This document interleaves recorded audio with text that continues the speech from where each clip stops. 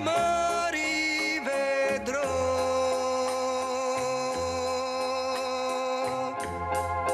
dirò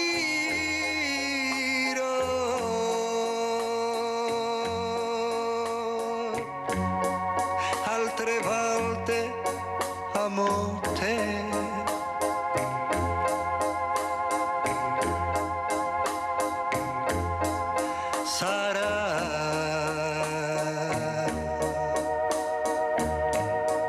Un ricordo di più,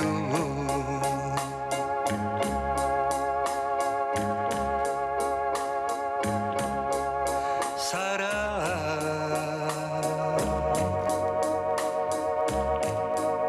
come è stato per noi.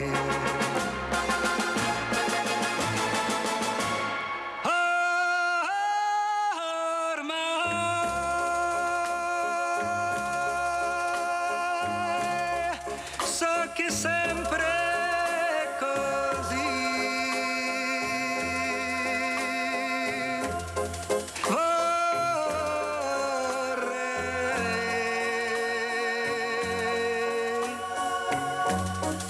che finisse con te,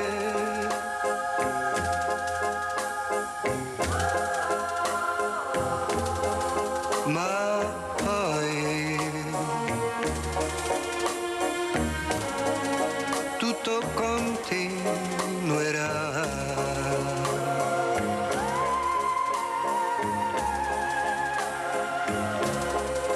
Vivrò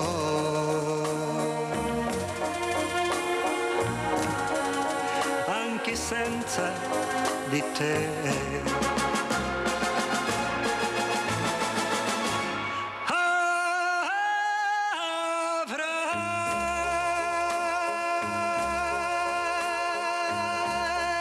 Altri amori anche tu,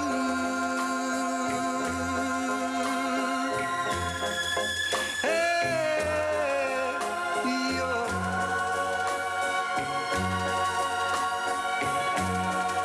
non sarò più con te.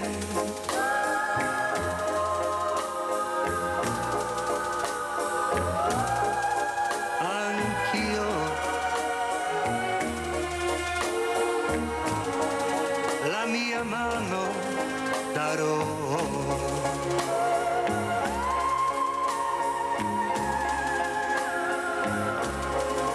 a chi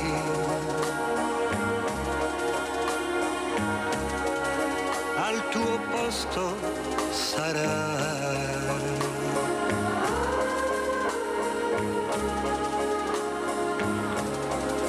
Perché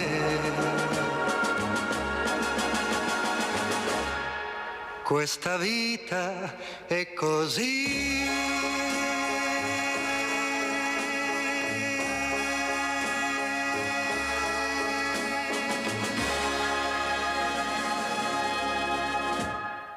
Questa canzone la dedichiamo questa mattina a Rombo di Tuono, a Gigi Riva, questo grande calciatore, ma anche grande uomo, solitario, che avete sentito soffriva anche di depressione, però è giusto anche ricordare questi calciatori. Questo era calcio, il calcio di una volta, non quello che vediamo adesso, è una cosa pazzesca. Per carità, le liti ci sono sempre state, le tifoserie, ma siamo veramente all'eccesso. Allora queste figure che hanno fatto grande il calcio italiano, il calcio direi nel mondo, vanno ricordate, perciò questa canzone la dedica Sveglia Veneti a Rombo di Tuono, che è Gigi Riva. Ciao Gigi. Detto questo, presento subito due graditissimi ospiti. Abbiamo in presenza Riccardo Mastro Nicola, coordinatore protezione civile del comune di Treviso. Grazie Mastro Nicola di essere qui. Saluto anche collegato da Roma l'avvocato Gabriele Meluso, presidente Assultenti APS, perché parleremo di bollette, parleremo di rincari, parleremo di tutto. Avvocato, lei sorride, mi viene da piangere iniziare questa mattina però questi sono i temi purtroppo che preoccupano le famiglie, ma veramente le stanno preoccupando molto. Allora io partirei proprio, e grazie agli ospiti. Allora, avvocato, cosa ci racconta? Come sarà questo 2024? Abbiamo sentito già iniziati con le truffe, con questi cambiamenti di contratti. Prego, avvocato Meluso. Buongiorno a voi, buongiorno a tutti i telespettatori, vi ringrazio di essere vostro ospite. E nulla, era una risata isterica più che altro, perché come lei ci diceva siamo di fronte all'ennesimo rialzo annuale, a capo di ogni anno c'è una sfilza di aumenti, a volte giustificata, a volte ingiustificata. Nel 2024 il governo, secondo le nostre ricerche, deve attivarsi di nuovo nei confronti della speculazione soprattutto, ma nei confronti di un'inflazione cavalcante che era stata placata grazie al carrello tricolore, l'ottima ricetta del ministro Urso, anche su stimolo delle associazioni a tutela dei consumatori all'interno della commissione allerta rapida prezzi, aveva sterilizzato l'IVA come richiesto dalle associazioni e in confronto con la grande distribuzione, anche perché l'88%, e qui mi riferisco al costo carburante, l'88% della materia prima dei beni essenziali in Italia cammina su gomma, e quindi un minimo aumento dei carburanti comporta un aumento anche dell'inflazione. E come lei stava dicendo, da gennaio, dal 10 gennaio in particolare, abbiamo una carrellata, diciamo, di mutamenti del nostro sistema di fornitura dell'energia e del gas. In particolare col gas dal 10 gennaio abbiamo l'entrata definitiva in vigore del mercato libero, abbandoniamo e salutiamo il mercato maggiormente tutelato, ricordando che non è un salto nel buio, perché già dal lontano 2007 lo Stato italiano è nel mercato libero. C'è stato questo periodo lunghissimo di transizione che ha preparato i consumatori a questa svolta epocale. Ricordiamo che c'è il passaggio dell'IVA sul gas, quindi dal 5% al 22%, con un rincaro medio solo per la fattore IVA di 280 euro a famiglia. Questa IVA viene scudata grazie agli interventi del governo sulle persone vulnerabili. Che cosa sono le persone vulnerabili? Sono le persone che hanno più di 75 anni di età, un ISEE inferiore a 5.000 euro, detentori della legge 104, quindi con disabilità ed handicap, e infine su persone che vivono in uno stato di emergenza, in un'abitazione di emergenza. Ma subito ci siamo attivati, perché questa stessa norma sullo scudo dell'IVA al 5% in alcuni casi non è applicabile. Quali sono questi casi? I casi sono nel caso in cui lo stesso detentore della legge 104 risieda in un nucleo familiare all'interno di un condominio. Se c'è il condominio, non c'è la possibilità per la ripartizione condominiale delle spese di fornitura del gas, non c'è la possibilità di far beneficiare al vulnerabile questa scuda dell'energia al 5%. E qui abbiamo subito rivolto la nostra attenzione all'ARERA e anche al governo, in particolare al MASE, al Ministero dell'Ambiente e della Sicurezza Energetica. In più, l'altra questione riguarda la contrattualistica. La contrattualistica, ovvero se non è il titolare dello scudo, della soggettività giuridica della vulnerabilità, titolare della fornitura di energia elettrica, ma un suo familiare, lo scudo al 5% dell'IVA non è possibile applicare. Quindi noi anche su questo punto ci siamo attivati e abbiamo chiesto alle parti e al governo di intervenire immediatamente per garantire questa cosa. Molto chiaro, avvocato, la fermo un secondo perché abbiamo una telefonata, se non mi cade la linea. Abbiamo Antonio da Padova questa mattina, numero 1. Ciao Antonio. Buongiorno Mirella e buongiorno anche agli ospiti. Ecco, io la vedo brutta 2024, perché dico sempre io buon 1980, perché dal 90 in poi è sempre peggio, e vedo anche perché adesso addirittura mi chiamano sempre per questo mercato libero. Ma perché mercato libero? Ma quanta gente chi lavora attorno alle riforme del gas, della luce, dell'acqua, ma quanta gente, ma sono tutti dei fenomeni. È come che se il gas lo costruissero loro. Il gas è una conduttura unica. Ma non ho capito perché ci sono tanti gestori che gestiscono il gas. Ma a me mi pare impossibile, ma aumenta il gas e poi dopo ti dicono ma se vieni da noi pesa di meno e ti facciamo lo sconto qui e là. Ma sono tutte lucciole per allodole. Ma io dico a questi qua, ma perché non andate a lavorare? Ma per quale motivo che ci sono tanti gestori del gas? Ma io non lo capisco, ma cos'è? Un albo della cuccagna, quello del gas, che tu rifornissi il gas a buon prezzo? Ma quale buon prezzo, Dio santo? Il prezzo deve essere equo per tutto, non che ci siano quelli che ti danno il gas a meno prezzo, ma non è vero niente, aumenta sempre luce, acqua, gas, aumentano sempre, però intanto ti dicono che c'è il mercato libero. Mi sembra un po' strano questa Italia, noi beviamo tutto e io non lo so per quale motivo che devo sempre correre come un matto per andare a rispondere al telefono, pronto, qui là. Ma Mirella, a me non capisco, guarda, ma questa qua è l'Italia, mi sembra un paese dei sciacalli.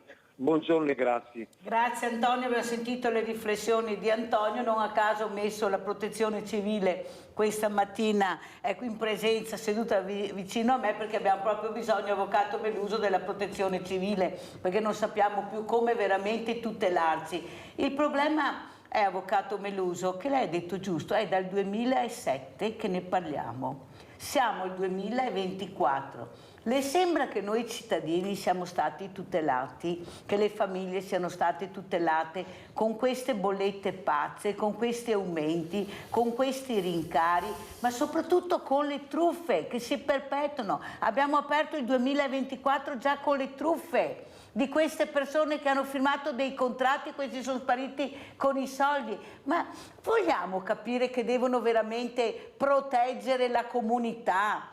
Il popolo italiano è stanco, continuamente viene truffato, ma cos'è il libero mercato se iniziamo già con le truffe? Allora sentiamo anche cosa dice Riccardo Mastronicola, appunto protezione civile, ci affideremo a voi, invece di firmare il contratto andremo con la protezione civile, chissà che qualcosa succede, perché veramente è una cosa incredibile. Come legge queste parole dell'Avvocato Meluso? Avete sentito che i rincari, ecco, perché i numeri sono numeri che sta dando l'Avvocato Meluso e sono numeri seri, non numeri riciclati o vaghi. Cosa dice Mastronicola?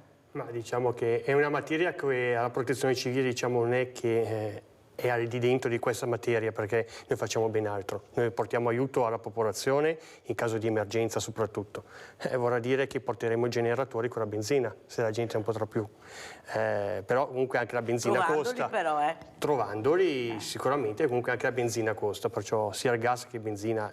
Questa è materia che non di protezione civile, che diciamo i nostri governanti devono trovare una soluzione con l'avvocato che difende i consumatori e tutte le associazioni di categoria devono mettersi loro in campo, perché noi, ripeto, noi è un ausilio che possiamo solo dare dopo, ma in caso emergenziale. In questo caso noi, la protezione civile, non può intervenire in prima battuta, assolutamente. Non può intervenire come in prima battuta, però voi siete volontari, siete persone, siete uomini, donne, che anche voi avete le bollette da pagare, avete un carico veramente familiare non indifferente, perché fanno parte le famiglie la protezione civile è formata anche da persone che hanno famiglie, perciò è giusto sentire anche all'interno di queste associazioni di volontariato come si vive, ne parlate, sente la difficoltà, perché lei ha detto una cosa importante. Anche la benzina costa, sì, ma anche spostarsi in macchina per andare a soccorrere, per andare ad aiutare,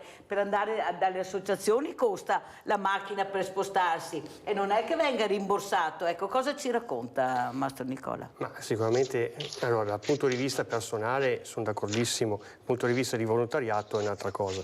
La protezione civile è un organismo, è un sistema a livello nazionale che si muove sul volontariato, completamente circa il 90-95% si muove sul volontariato. E ci appoggiamo o sui comuni, o sulle regioni, o sulle province. Giustamente, come anche diceva prima l'avvocato, bisogna reperire i fondi. Anche noi come associazioni abbiamo, o gruppi, abbiamo sicuramente qualche problema di ritrovare delle risorse. Ci sono chi più, chi meno, diciamo, possiamo attingere a dei bandi regionali, provinciali o nazionali per avere, diciamo, dei bonus per cui puoi spendere, per cui puoi comprare quello che serve ai nostri gruppi come attrezzature o mezzi. Sicuramente è un momento non facile, le casse, diciamo, sono ormai quasi vuote, ma da tutte le parti, perciò è un problema, come ho detto prima, a livello globale, anche per non solo italiano, perché noi parliamo dell'Italia, ma anche a livello globale.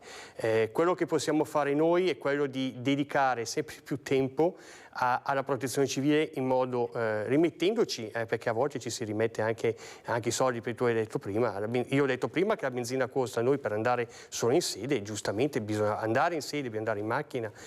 Ci sono gli interventi bisogna fare, perché i mezzi vanno a benzina o diesel, insomma, con quello che vanno, e perciò è normale che bisogna muoverli.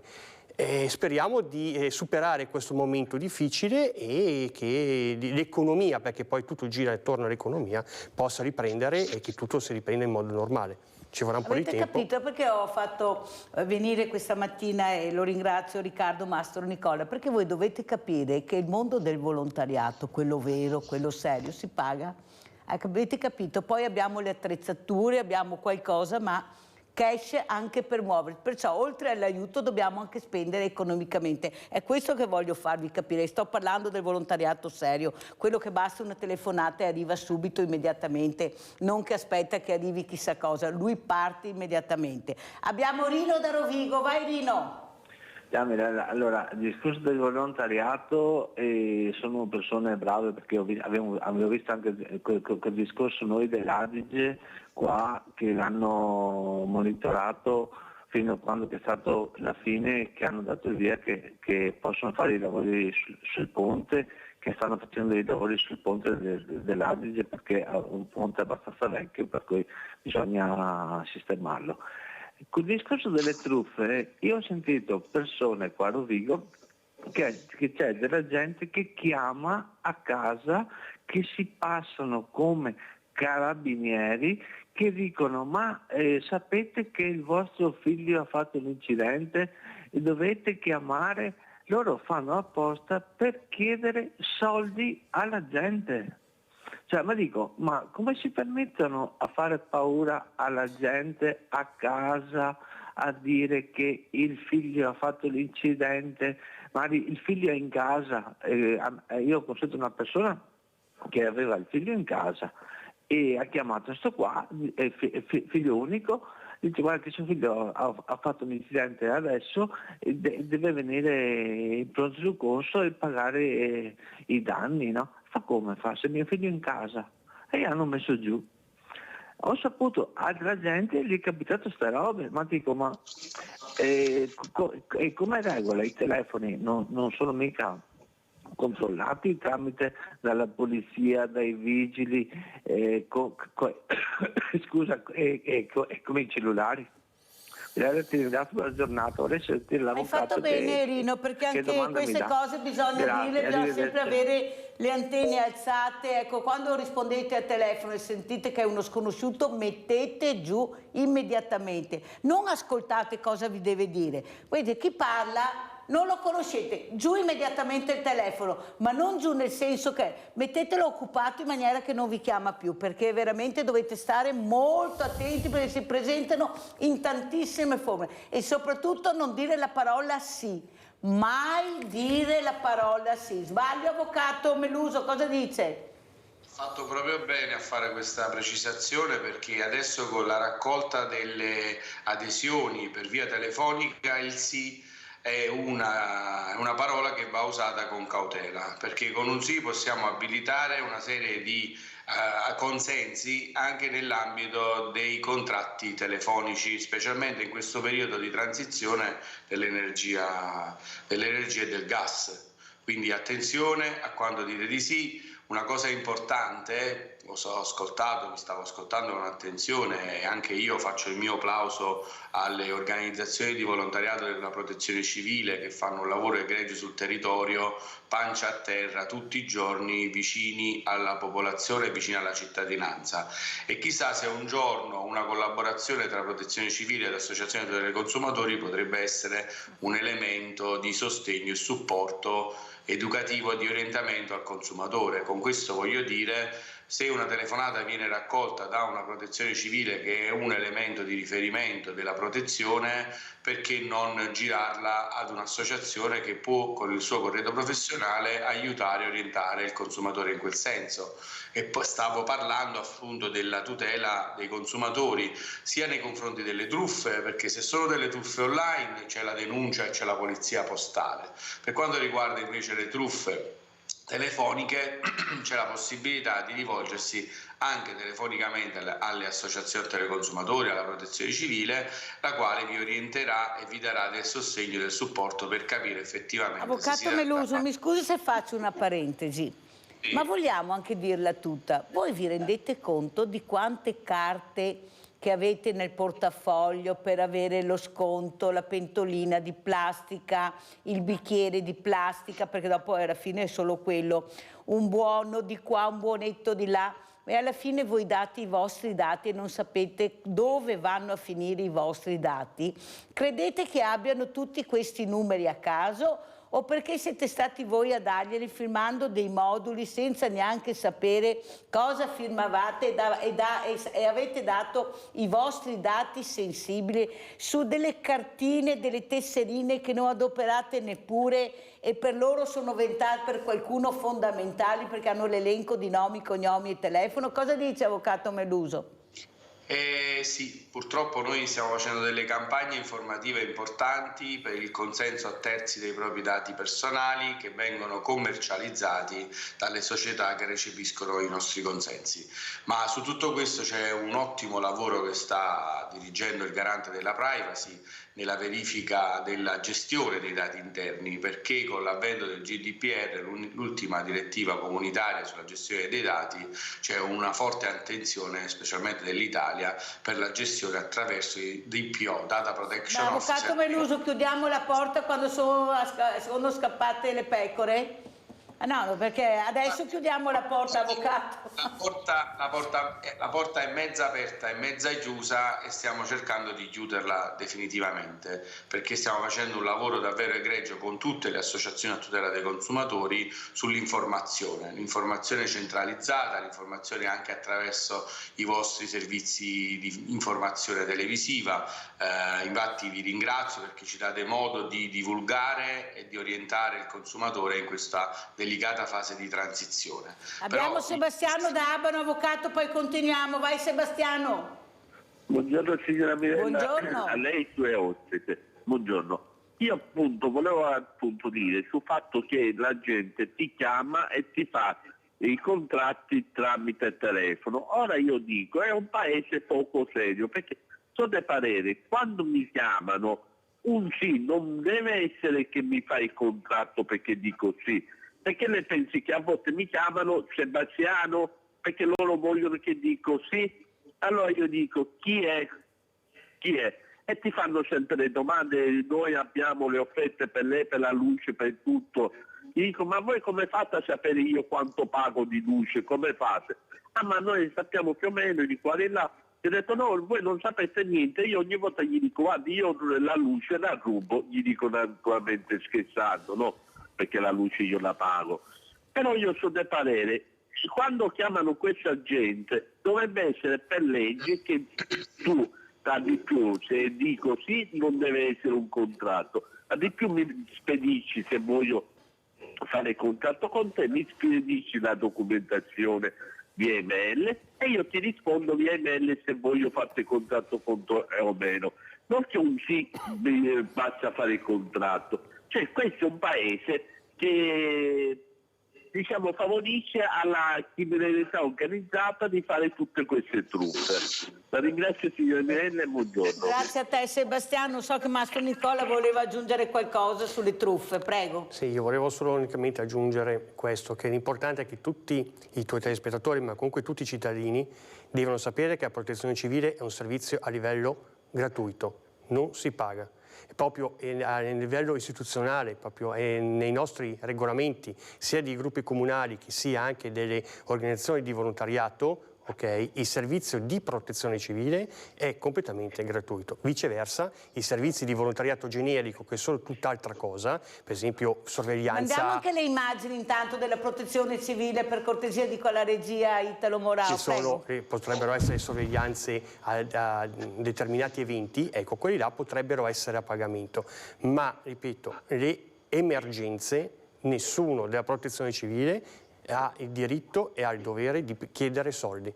Questo che sia chiaro. Molto chiaro, e ha fatto bene a dirlo, perché con questo minestrone del volontariato dove qualcuno ci ha sguazzato e alla grande, ecco, con delle truffe nel vero senso della parola, vedremo come andrà a finire, però voi capite che siamo stati messi tutti nel caglierone, anche quelli che si comportavano bene, e adesso è un problema per loro anche iscriversi a certi meccanismi, oltre che oneroso diventa anche un po' difficile per quelle associazioni di volontariato del territorio di prima linea, diversamente giovani.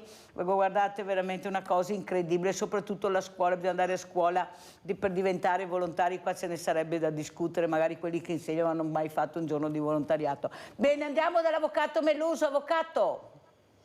Sì, stavamo dicendo che appunto ci sono una serie di transizioni importanti tra quella dell'energia e del gas, ma dei rincari hanno colpito anche i pedaggi autostradali. Siamo tra l'1,5 e il 3,5%, che sono piccole somme ma che spalmate su grandi numeri portano veramente a muovere delle cose importanti. E come dicevo prima, se aumenta il pedaggio stradale aumenta anche proporzionalmente l'inflazione, perché come dicevo anche in precedenza l'88% della movimentazione dei beni essenziali di prima necessità dei nostri concittadini è mosso su gomma, quindi è una catena che porta ad aumentare l'inflazione. Ma avvocato Meluso, la metto al corrente, lo sa che qui sta nascendo una nuova strada per andare a Jesolo? Lei non so se ha mai sentito Jesolo, perché da Rimini in giù vediamo tanto, ma da Rimini in su noi vediamo sempre poco.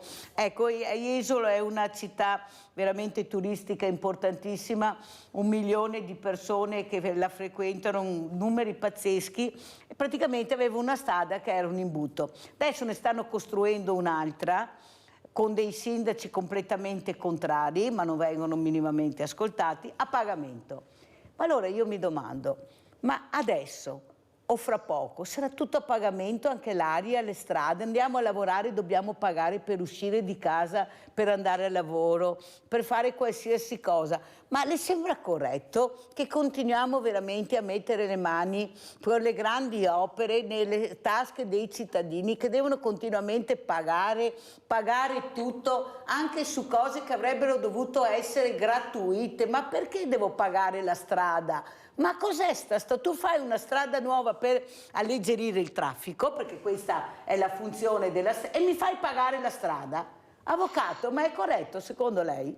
Guardi, le do la mia personale ma anche condivisa idea con le altre associazioni e con gli addetti ai lavori. Se a fronte di un innalzamento del costo del servizio ci sono maggiori e confortevoli servizi e maggiore sicurezza, specialmente nell'ambito autostradale, ben vengano questi rincari. Ma a fronte di un aumento del prezzo di pedaggio che non ha riscontro su ulteriori servizi rispetto a quelli precedenti, maggiore sicurezza, allora lì c'è qualche problema, perché entra in gioco una speculazione riguardante appunto la società di riferimento di gestione, e in particolare noi ci stiamo battendo sulla proporzionalità anche della vicenda della sicurezza stradale, perché per noi è importante.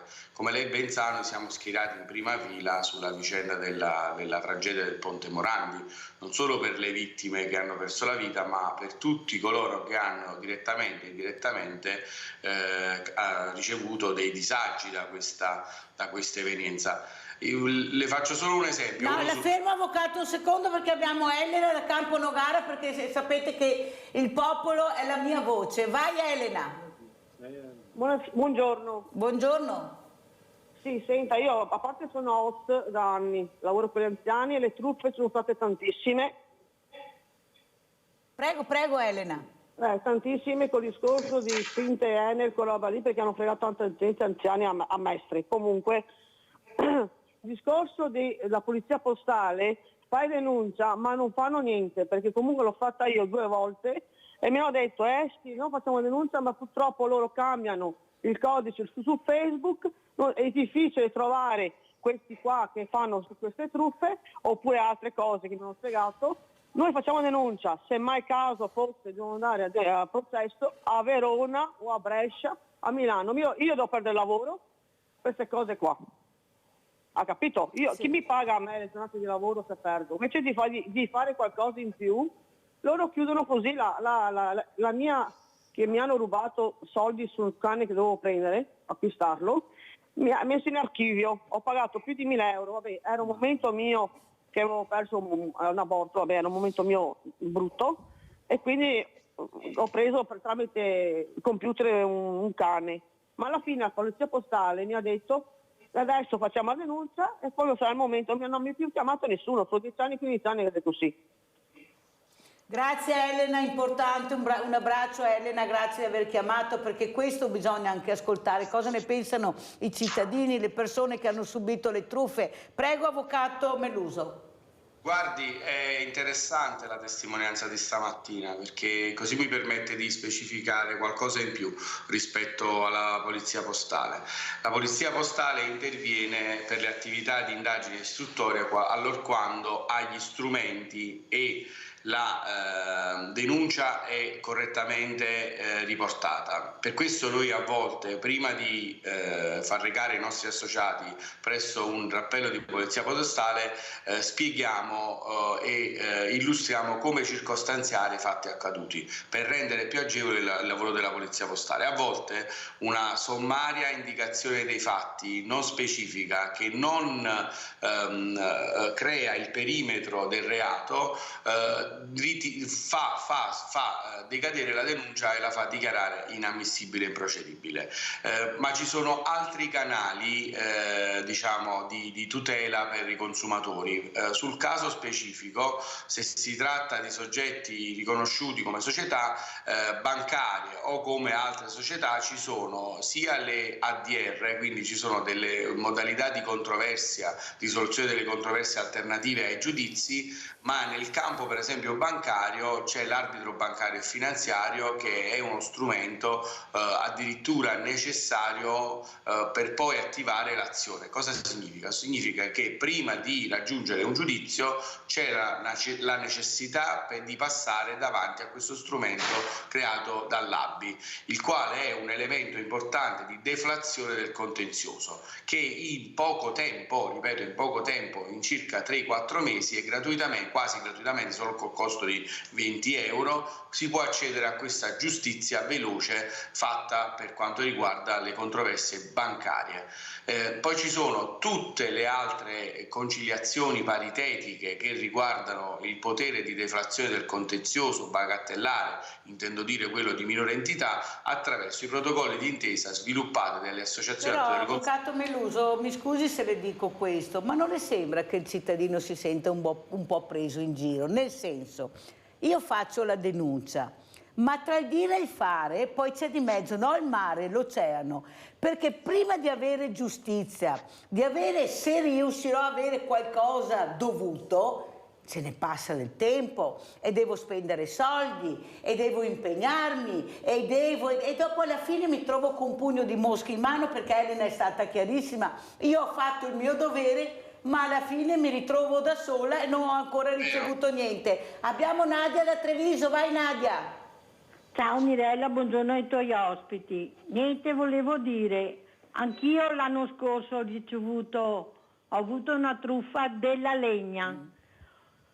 Fatto la denuncia, riconosciuto quello che ho consegnato i soldi, dal tribunale mi è arrivato che se entro 20 giorni volevo continuare la denuncia, dovevo prendermi un avvocato, è stato archiviato, insomma, in poche parole è stato archiviato, con riconoscimento della persona.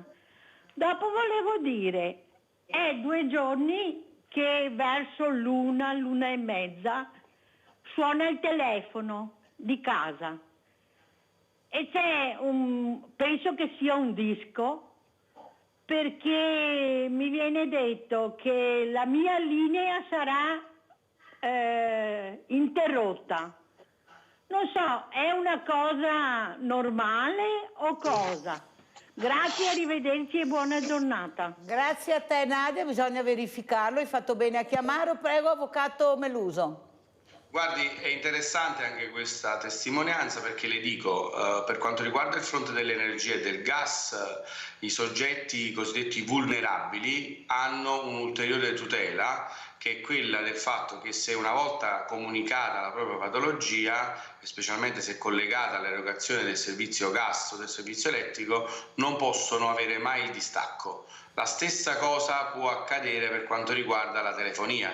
Se un soggetto è cardiopatico e ha bisogno di reperire immediatamente o la protezione civile o ambulanze o i servizi sanitari, pure se ha dei gravi problemi di debito nei confronti delle compagnie, l'utilizzo della comunicazione, del servizio di comunicazione viene sempre garantito. Quindi stiamo attenti alle comunicazioni che vengono fatte telefonicamente, e la cosa importante è far sempre la domanda se si è autorizzati a fare questo tipo di servizi. Per quanto riguarda invece le compagnie, vorrei dare un consiglio importante. Per chi ha la possibilità e la capacità di navigare su internet, c'è il portale di ARERA che dà la possibilità di avere le migliori offerte per quanto riguarda il servizio della fornitura, la fornitura del gas, e addirittura noi siamo riusciti a fare uno studio e a comparare la fornitura del gas tra nord e sud, e si è scoperto appunto che al nord, per una serie di servizi, una serie di fattori, la fornitura del gas ha un prezzo inferiore rispetto al sud.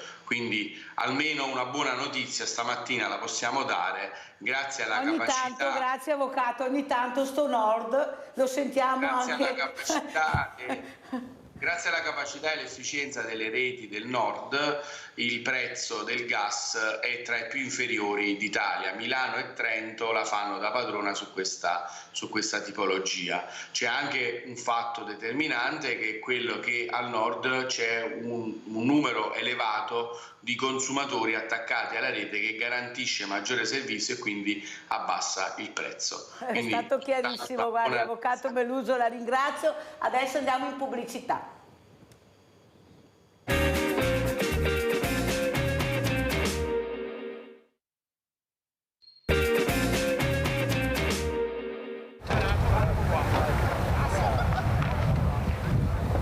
Nel periodo autunnale dormiamo sempre con un occhio aperto qua a Zensone, e ricordo anche di quello che è successo con Baia e tutte le altre alluvioni negli anni passati. Quindi questa è una zona sensibile e importante, e proprio su questa noi facciamo le esercitazioni per essere sempre pronti. Mezzi e uomini a ridosso del Piave per un'esercitazione importante che ha l'obiettivo non solo di formare i volontari, ma anche quella di avvicinare i giovani a questa attività. Abbiamo le porte aperte per i giovani, li aspettiamo a braccia aperte perché sono il futuro, insomma. Basta chiamare il comune oppure inviare una mail. L'aiuto e il supporto di tutti è fondamentale. All'esercitazione erano presenti gruppi oltre di Zensone, i comuni di Spresiano, Maserada, San Biagio di Callalta, Monastier, Meolo, Roncade, Fossalta di Piave e la Croce Rossa. Attivi operativi volontari per l'intera serata, fra loro un giovanissimo. Perché hai scelto di fare protezione civile? Per aiutare la popolazione. Senti, ma la protezione civile non è un mestiere da uomini? Assolutamente no. Dare una mano a tutti quanti è fondamentale di questi tempi. Quanti anni hai? 18. Per aiutare il prossimo. Fra loro molti volontari che hanno operato in diversi territori. Lei insomma è stato già operativo qua sul Piave? Certo che sì. Qual è il momento più difficile che ha affrontato? L'alluvione 2018, poi Vaia un po' meno, però l'alluvione 2018 è stata tosta anche perché qua c'erano 12 metri di acqua oltre quell'argine là e a un certo punto non hai più tante certezze. Ma sicuramente sono i terremoti, sono il modo che la protezione civile viene impegnata maggiormente. Creazione di campi base, creazione di assistenza alla popolazione, sicuramente sono dei ricordi indelebili nella mia mente. È difficile gestire tutti questi uomini? Diciamo che non è semplicissimo anche perché non lo facciamo tutti i giorni, qualche inghippo c'è sempre, specialmente nel momento in cui stiamo partendo con l'esercitazione, però dopo insomma, impegnandosi con l'aiuto di tutti ne veniamo fuori. Allora Mastro Nicola, intanto complimenti per questo servizio che vi fa capire l'importanza della protezione civile, ma la protezione civile ai giovani, ma avete visto che ce ne sono di bravi, perché continuiamo a vedere sempre esempi negativi. Guardate anche quelli positivi e cosa hanno detto. Prego Mastro Nicola. Ah sì, questo servizio è bellissimo, è l'esercitazione che abbiamo fatto a Zenzon di Piave. Le parole anche dette dal sindaco di Zenzon di Piave, nonché anche volontario del proprio gruppo comunale, sono indelebili. I giovani sono il calvario della protezione civile, ahimè. Di volontari ce ne sono, ma ormai l'età, come ho già detto anche l'altra volta che sono stato tuo ospite, è un'età medio-alta, perciò andiamo oltre i 50 anni. Questa è la media ormai che diciamo in tutti i gruppi, tutte le associazioni, nella protezione civile. Reperire i giovani non è facile perché comunque la protezione civile non attrae i giovani, perché ci sono pochi giovani che si vogliono mettere a disposizione della popolazione, che è quello che diciamo noi facciamo, e perché hanno altri stimoli, magari andare fuori con i ragazzi, ma anche noi lo facevamo quando eravamo giovani, però dopo ci siamo dedicati a questo mondo del volontariato, perché come appunto dicevo prima, noi siamo volontari, non percepiamo reddito. Anzi, li mettiamo anche dentro se per questo, ma sicuramente i giovani chiede, soprattutto magari qualcuno che ha anche bisogno di lavorare, quanto mi dai? No, devi dare tu alla popolazione, non tanto a me come capogruppo, ma devi dare tu alla popolazione. Questo è un calvario, è sicuramente un problema. Poi andare nelle scuole, le scuole non, anche se c'è anche questa storia di portare la protezione civile nelle scuole per insegnare, che poi è educazione civica, perché certo, quello che noi facciamo è educazione civica. Il mondo della scuola è un mondo molto particolare, lodevole per quello che fanno, ma non tanto sensibile a dare delle ore alla protezione civile. Non è che chiediamo una giornata, ma magari un'ora, 2 ore da poter spiegare nelle varie scuole, in questo caso della provincia di Treviso, della città di Treviso che io rappresento. Ecco, sicuramente potrebbe essere un aiuto, anzi lancio anche un appello, se le scuole hanno bisogno, hanno intenzione, più che bisogno hanno intenzione di darci questa oretta e mezza. L'abbiamo fatto a Pio X l'ultima volta, abbiamo portato anche l'unità cinofile, però ecco lì andiamo eravamo una scuola elementare e i bambini sono impazziti a vedere i cani, hanno anche ascoltato, hanno fatto anche delle belle domande, non credere, ma sicuramente il nostro target è un target liceale, liceo superiore, perché è lì che dobbiamo andare a attingere i nuovi volontari. Però Mastro Nicola, anch'io sono andata nelle scuole per capire come mai mancano i giovani nel mondo del volontariato dappertutto comunque, ma il problema è che forse non abbiamo capito come arrivare a loro, nel senso che loro vogliono essere protagonisti, loro vogliono toccare con mano quella che è la realtà del volontariato. Allora io penso che se prendiamo delle squadre e li facciamo toccare con mano cos'è la protezione civile, cosa sono il mondo del volontariato, cosa si fa, e poi che loro decideranno se continuare, se veramente vogliono avvicinarsi a quello che secondo loro sono più adatti,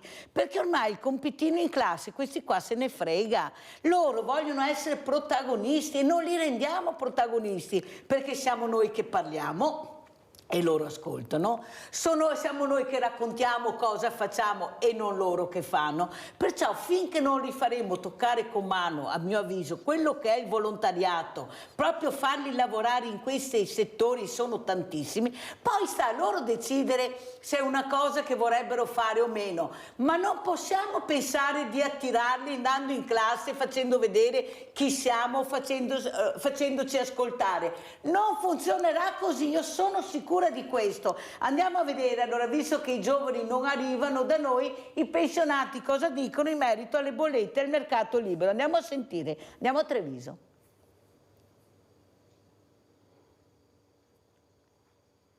10 gennaio e 30 aprile 2024 sono le due date da ricordare per il passaggio dal mercato tutelato al mercato libero, rispettivamente per gas ed energia elettrica. Al momento sono ancora 9 milioni gli italiani che non hanno scelto, di questi la metà rientra nella categoria vulnerabili per la quale è prevista una deroga. Tutti gli altri invece sono chiamati a scegliere il proprio gestore. Per chi non lo farà entro i termini previsti, per quanto riguarda il gas ci sarà una proposta placet. Rimangono con lo stesso fornitore. La bolletta sarà con i costi fissi, rimarranno gli stessi di prima, quindi che equivale a metà bolletta. La rimanenza andrà a mercato libero e sarà l'offerta che farà il proprio fornitore. Se gli va bene quella proposta, ok, altrimenti può decidere di cambiare. Diverso quanto accadrà da fine aprile per l'energia elettrica. Gli utenti che non hanno deciso a chi rivolgersi nel mercato libero, i propri nominativi verranno messi all'asta, quindi ci saranno i fornitori che presenteranno delle proposte, verranno messi all'asta e verrà aggiudicato a uno qualsiasi dei fornitori. Delineate le linee nelle quali gli utenti potranno muoversi, dalla CISL alcuni consigli soprattutto per i più anziani. Non fidatevi delle proposte eclatanti, cioè metà della bolletta è fatta comunque di costi fissi e l'energia tutti la comprano e quello è il prezzo più o meno, insomma. La proposta che noi facciamo è di rivolgervi a servizi, almeno per gli anziani, di cui ci sia almeno nelle vicinanze un ufficio fisico a cui rivolgersi. Attenzione anche ai termini contrattuali. Hai 14 giorni di tempo per bloccare il contratto e comunque subito dopo puoi cambiare contratto quando vuoi. In un contesto come questo aumenta il rischio di cadere nella rete dei truffatori. Mai sottoscrivere, mai dare consensi online senza aver visto il contratto. Quindi prima fatevelo dare cartaceo, vi date una lettera e 2 o 3 giorni dopo eventualmente lo fate. Anche se vi capitano i venditori porta a porta per casa, fatevi lasciare una copia scritta e vi ricontattate alcuni giorni dopo. Se non ve la lasciano vuol dire che c'è già qualcosa da nascondere prima. Quella peggiore è il porta a porta, dove ci sono venditori senza scrupoli che arrivano e che quando tenti di mettere il piede in mezzo alla porta, e se tu non riesci a documentare la violenza non puoi neanche fare nulla, e quindi hanno perfino paura quando suona alla porta di aprire. Abbiamo Lina da Valdagno. Ciao Lina. Ciao Mirella, come stai? Bene, grazie, tu anche? E buongiorno ai tuoi ospiti intanto. Insomma dai, diciamo di sì. Quando vi sento io sto bene. Vai Lina. Comunque ti ringrazio. Guarda, ti guardo sempre Mirella, ma sai quanto mi manca Rete Veneta, che sono stata via un po' di giorni, mamma mia. Comunque Mirella, ti ringrazio infinitamente di quello che fai, di tutto quello che fai, e come ti ringrazio tutte le famiglie di Rete Veneta, mi fate tanta e tanta compagnia. Grazie Mirella, buona giornata a te, ai tuoi ospiti e a tutta Rete Veneta. Grazie Lina cara, un grande abbraccio. Oltre a fare compagnia, se ci svegliamo un po' Lina non sarebbe mica male comunque, sai, perché c'è il profondo sud ma c'è anche il profondo nord che va svegliato e va stimolato. Allora, avvocato, ma secondo, voglio farle questa domanda, ma è così difficile proibire che arrivino nelle case delle persone, all'interno delle case? Intanto è proprietà privata, primo. Secondo, perché non si può ritornare come una volta, che tu vai a fare il contratto con una società che è abbinata al comune, come c'era una volta, era una società abbinata al comune di residenza, dove tu andavi, facevi questo contratto, ti spiegavano, avevi il cartaceo come abbiamo sentito, portavi e non c'era nessuna truffa, avvocato. Io non mi ricordo di truffe, ma neanche nelle grandi città. Cosa è successo, avvocato, che questo povero consumatore con le spalle al muro non sa più dove parare i proiettili che arrivano, le pugnalate, le fucilate? ma perché non si può tornare a fare quello che si faceva una volta? Ma è proprio necessario fare come si fa adesso con le truffe o sarebbe meglio tornare indietro? Prego, avvocato Meluso. Guardi, è una questione di tipo anche giuridico. Lei sa che col tempo le evoluzioni giuridiche portano all'evoluzione anche dei contratti. I contratti adesso possono essere stipulati anche dal di fuori dei locali commerciali, e questo lei intendeva quando spiegava, quando prima c'era la possibilità di entrare in un ufficio. Certo, l'ufficio fisico con un'insegna all'esterno del negozio, tipo quella che noi risultiamo molto importante, quella di Poste Italiane, che è un luogo dove l'italiano si affida, per fare l'esempio più conclamante, c'è questa possibilità di effettuare i contratti fuori dagli uffici commerciali, fuori dai locali commerciali. La cosa importante è quella di educare ed informare il consumatore, di leggere attentamente il tesserino obbligatorio che loro hanno affisso sul petto per capire se effettivamente sono riferibili a delle compagnie di fornitura dell'energia e del gas riconosciute dal sistema nazionale, e in particolar modo se sono iscritte nel registro dell'ARERA, quindi l'autorità di regolazione dell'energia e del gas, che è l'autorità principale anche verso la quale, grazie all'acquirente unico, si possono effettuare i reclami su questi diciamo disservizi e di queste illegittimità. Però mi faccia dare una informazione importante rispetto al servizio che è andato in onda precedentemente.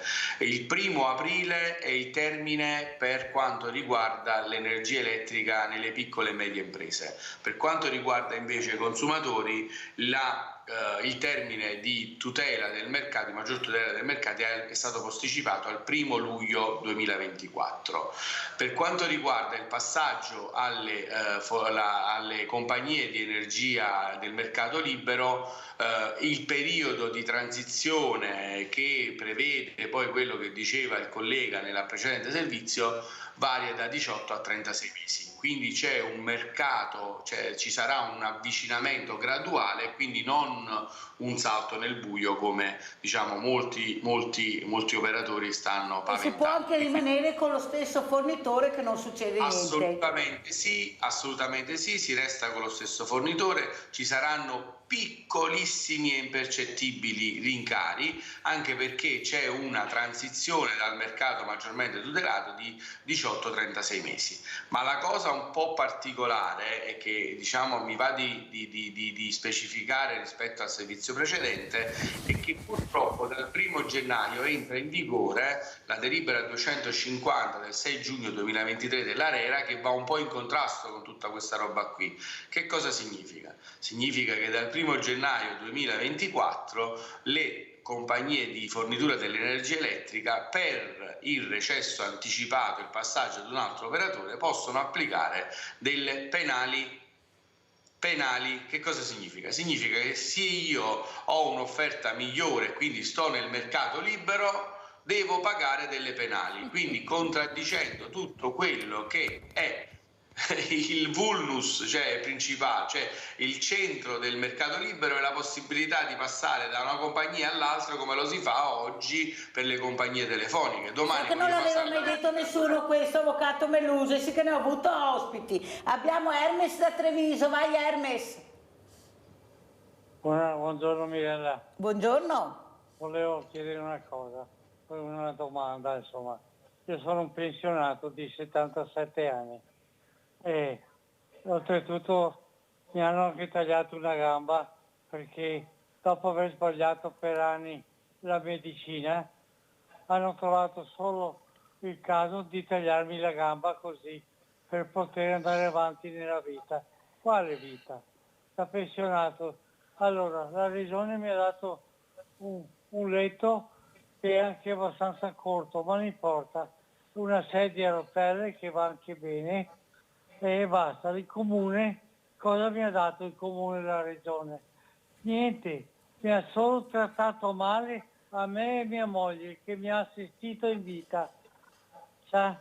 Ecco, questa è la realtà. E continuano, perché l'assistenza non mi ha dato niente. Ecco, volevo sapere solo quando che che la regione ha fatto qualcosa, ma la sanità cosa ha fatto? Il comune? Ma neanche è venuto qualcheduno che mi ha detto porta pazienza Erme, ti diamo, no dottor, il maestro che fa la terapia per tornare a camminare con una gamba e l'altra me la metterò quando avrò soldi. Ecco, questo Mirella. Ernest, lascia per cortesia il tuo numero che poi ci sentiamo. Ecco, vediamo. Ecco, se riesco. Anche noi restiamo a disposizione su questa cosa qui. Grazie, avvocato Meluso. Vedete che il sud sposa il nord sposa il sud, così dovremmo fare, aiutarci a vicenda, perché da soli non si va da nessuna parte. Ha fatto bene anche l'avvocato Meluso, perché non con la protezione civile. Mai dire mai, non si sa quello che succederà, visto che veramente il volontariato sta mettendo le pezze dappertutto, dove la politica blatera, il volontariato arriva e mette la pezza. Prego, avvocato Meluso. Le faccio i complimenti su quest'ultimo intervento, perché con il volontariato noi stiamo facendo una cosa importantissima, stiamo unendo l'Italia, stiamo facendo un lavoro importante per la coesione sociale, aiutiamo gli ultimi con il volontariato. Anche noi abbiamo centinaia di volontari sparsi per l'Italia con lo stesso intento e con la stessa gratuità della protezione civile, ma vi voglio raccontare anche una nuova esperienza. Assolutenti, proprio per l'alto valore della protezione civile, ha aperto una propria organismo di volontariato di protezione civile in Umbria sperimentale, quindi noi sposiamo appieno l'attività di mettere in campo i cosiddetti beni immateriali, cioè quelli che non sono palpabili con le mani, ma sono palpabili nei gesti quotidiani. E poi una cosa importantissima, sono le esperienze che si fanno attraverso queste attività. Si creano delle vere e proprie famiglie che si aiutano l'un l'altro, e il dato di esperienza, io ho visto l'intervista per quanto c'è stato anche in Umbria, quando ci sono stati vari eventi veramente tragici, anche l'ultima alluvione a Bologna, nell'Emilia, si sono creati dei legami forti da nord a sud che hanno reso possibile poi fare dei lavori che a volte il governo o le regioni o i comuni o comunque le istituzioni locali non riescono da sole a fare. Quindi è importante questo lavoro che noi stiamo facendo attraverso le nostre organizzazioni di volontariato. Il terzo settore italiano è uno dei più grandi sistemi diciamo, di attività a sostegno delle politiche sociali, quindi è importantissimo.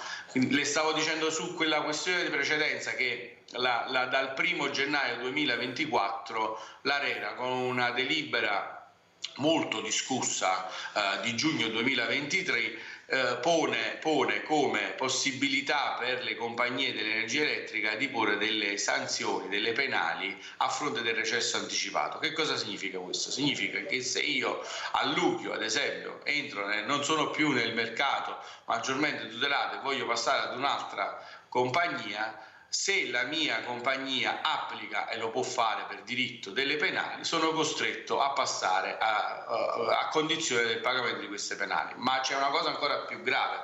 Nell'ordine, quando abbiamo visto oggi, tutti i nostri telespettatori sono delle persone anziane, oltre settantenni, che comunque hanno un budget sicuramente risicato e hanno un dispendio di energia elettrica comunque basso, bollette che vanno dai 20 ai 30 euro. Come si può applicare un'unica tipologia di penale per tutti, che non sia sostanzialmente collegata al pagamento mensile o annuale? Faccio l'esempio su tutti: come può essere applicata una sanzione di 500 euro quando io in un anno o un consumatore paga solo 200 euro, quindi il doppio di 2 anni di fornitura dell'energia? È semplice, avvocato, strano che non lo sappia, perché le cifre che hanno loro sono cifre che permettono di pagare questo, e per loro i 500 euro sono come i 2 centesimi per loro, ha capito? Non hanno il valore veramente di quello che percepisce una famiglia e cosa fare con quei pochi soldi. Non ce l'hanno, non riescono a entrare, perché sennò non farebbero. Ma come mercato libero lei ci sta dicendo che cambio per avere un maggior rientro e spese minori e pago la penale? Ma di cosa stiamo parlando, avvocato?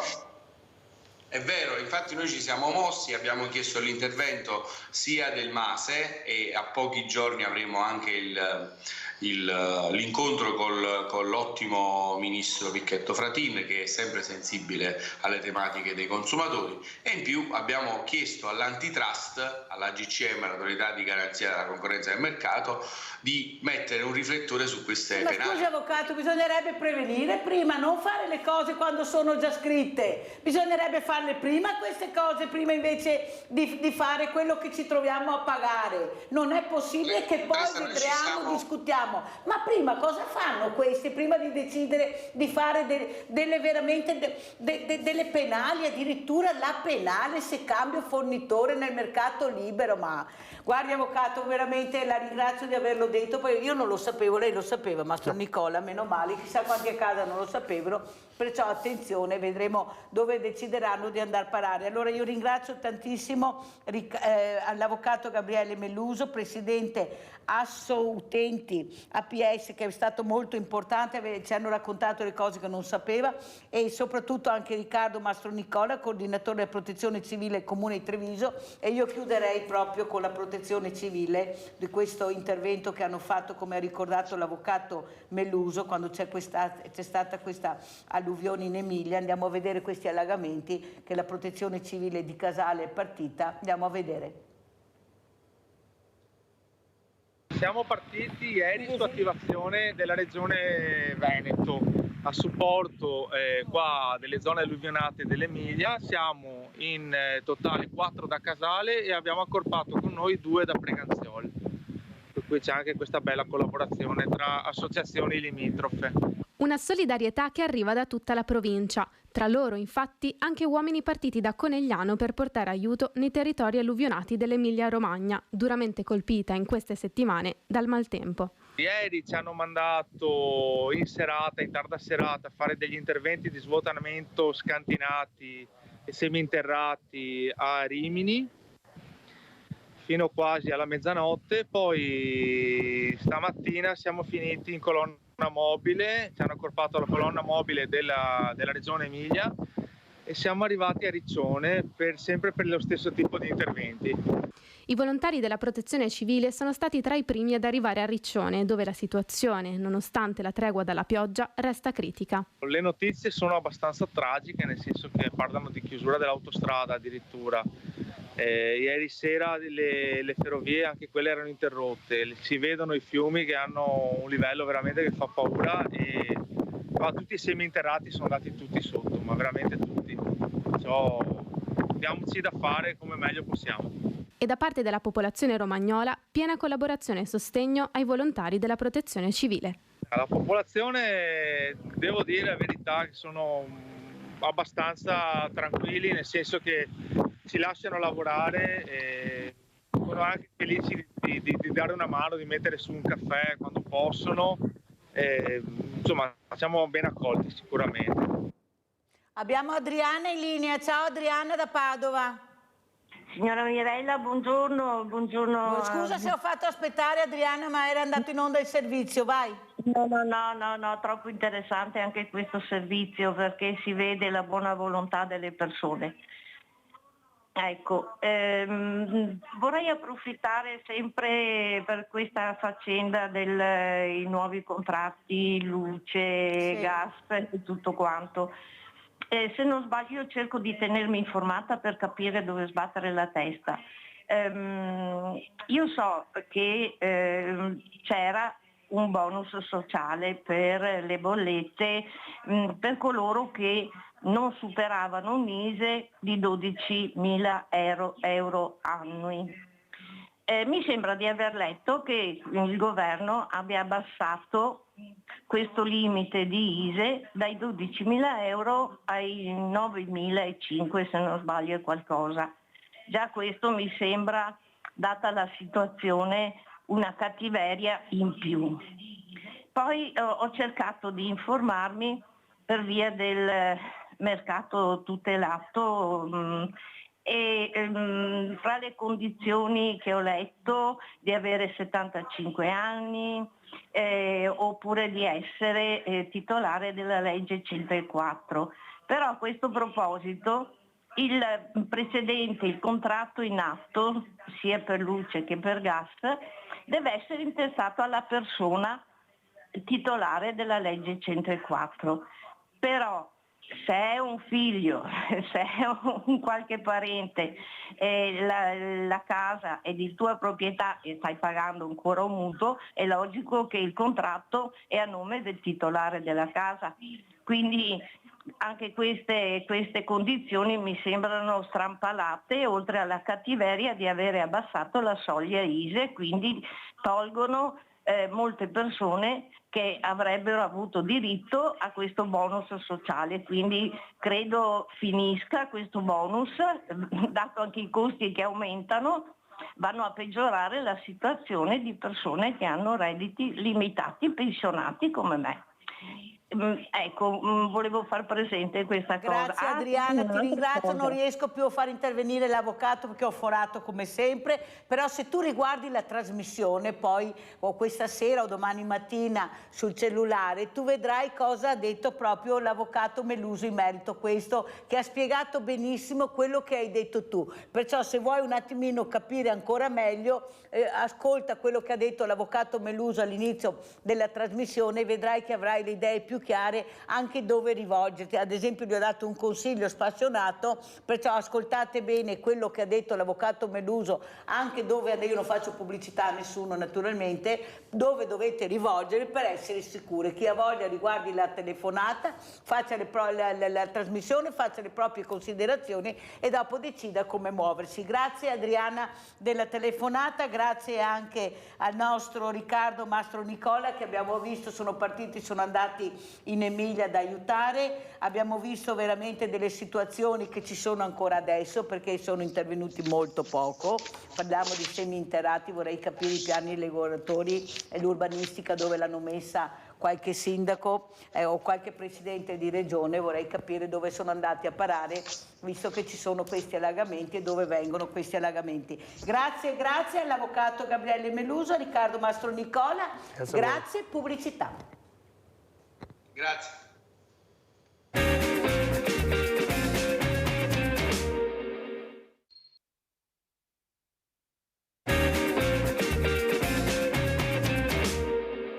Mi avete il mio telefono? Vediamo se qualcuno ha scritto, non so, te lo dico. Abbiamo un'offerta per Bob. Le 12:18 a Palazzo Balbi, il presidente Zaia sta rispondendo alle domande dei giornalisti nel consueto punto stampa. Il momento è quello buono, alle 12 è scaduto il termine previsto dal bando di gara per la realizzazione della pista da bob più snella ed economica voluta dal ministro Salvini e finalmente almeno un'offerta si è appalesata, quella della Pizzarotti di Parma. Diciamo che oggi finalmente splende invece il sole su Cortina, nel senso che con questa prima informazione che ho avuto dal commissario di Sant'Andrea, dove c'è stata una partecipazione alla gara, è questo per noi di conforto perché forse finalmente vedremo partire l'opera. 750 giorni segna il countdown della Fondazione Milano Cortina ai Giochi Olimpici del 2026, 685 quelli previsti dal bando per la realizzazione dell'opera che nel sito di Simico risulta già in fase di aggiudicazione. Il progetto, ha ribadito oggi Zaia, non è governato dalla Regione Veneto. Cercheremo di capire se l'azienda c'è, se ha titolo e ha tutti i requisiti, se ci sono le garanzie, dopodiché potremo dire che se CIO accetterà, ma questo dovremo capire, in base alle garanzie che verranno date sulla tempistica, il bob si potrà realizzare. Dalla sede municipale il sindaco Lorenzi fa gli scongiuri, certo oggi con meno apprensione rispetto al passato. Voglio essere positivo, finalmente incominciare a fare una narrativa più positiva e quindi prendendo quello che è oggi il messaggio che c'è stata partecipazione questo mi riempie di gioia. Oltre 76 milioni contro i 124 del progetto Cortina 1, il prezzo a base d'asta con un ribasso concesso fino a poco più di 63 milioni, esclusi i costi per la manodopera. Io dico che va comunque realizzato solo nella condizione in cui sarà ad ospitare le Olimpiadi. Qui però è doverosa una precisazione legata al vincolo previsto nel capitolato d'appalto. L'opera dovrà essere realizzata in ogni caso anche nell'eventualità di un veto del CIO, la cui decisione finale è attesa per il 31 gennaio. Il punto sarà perciò convincere Thomas Bach.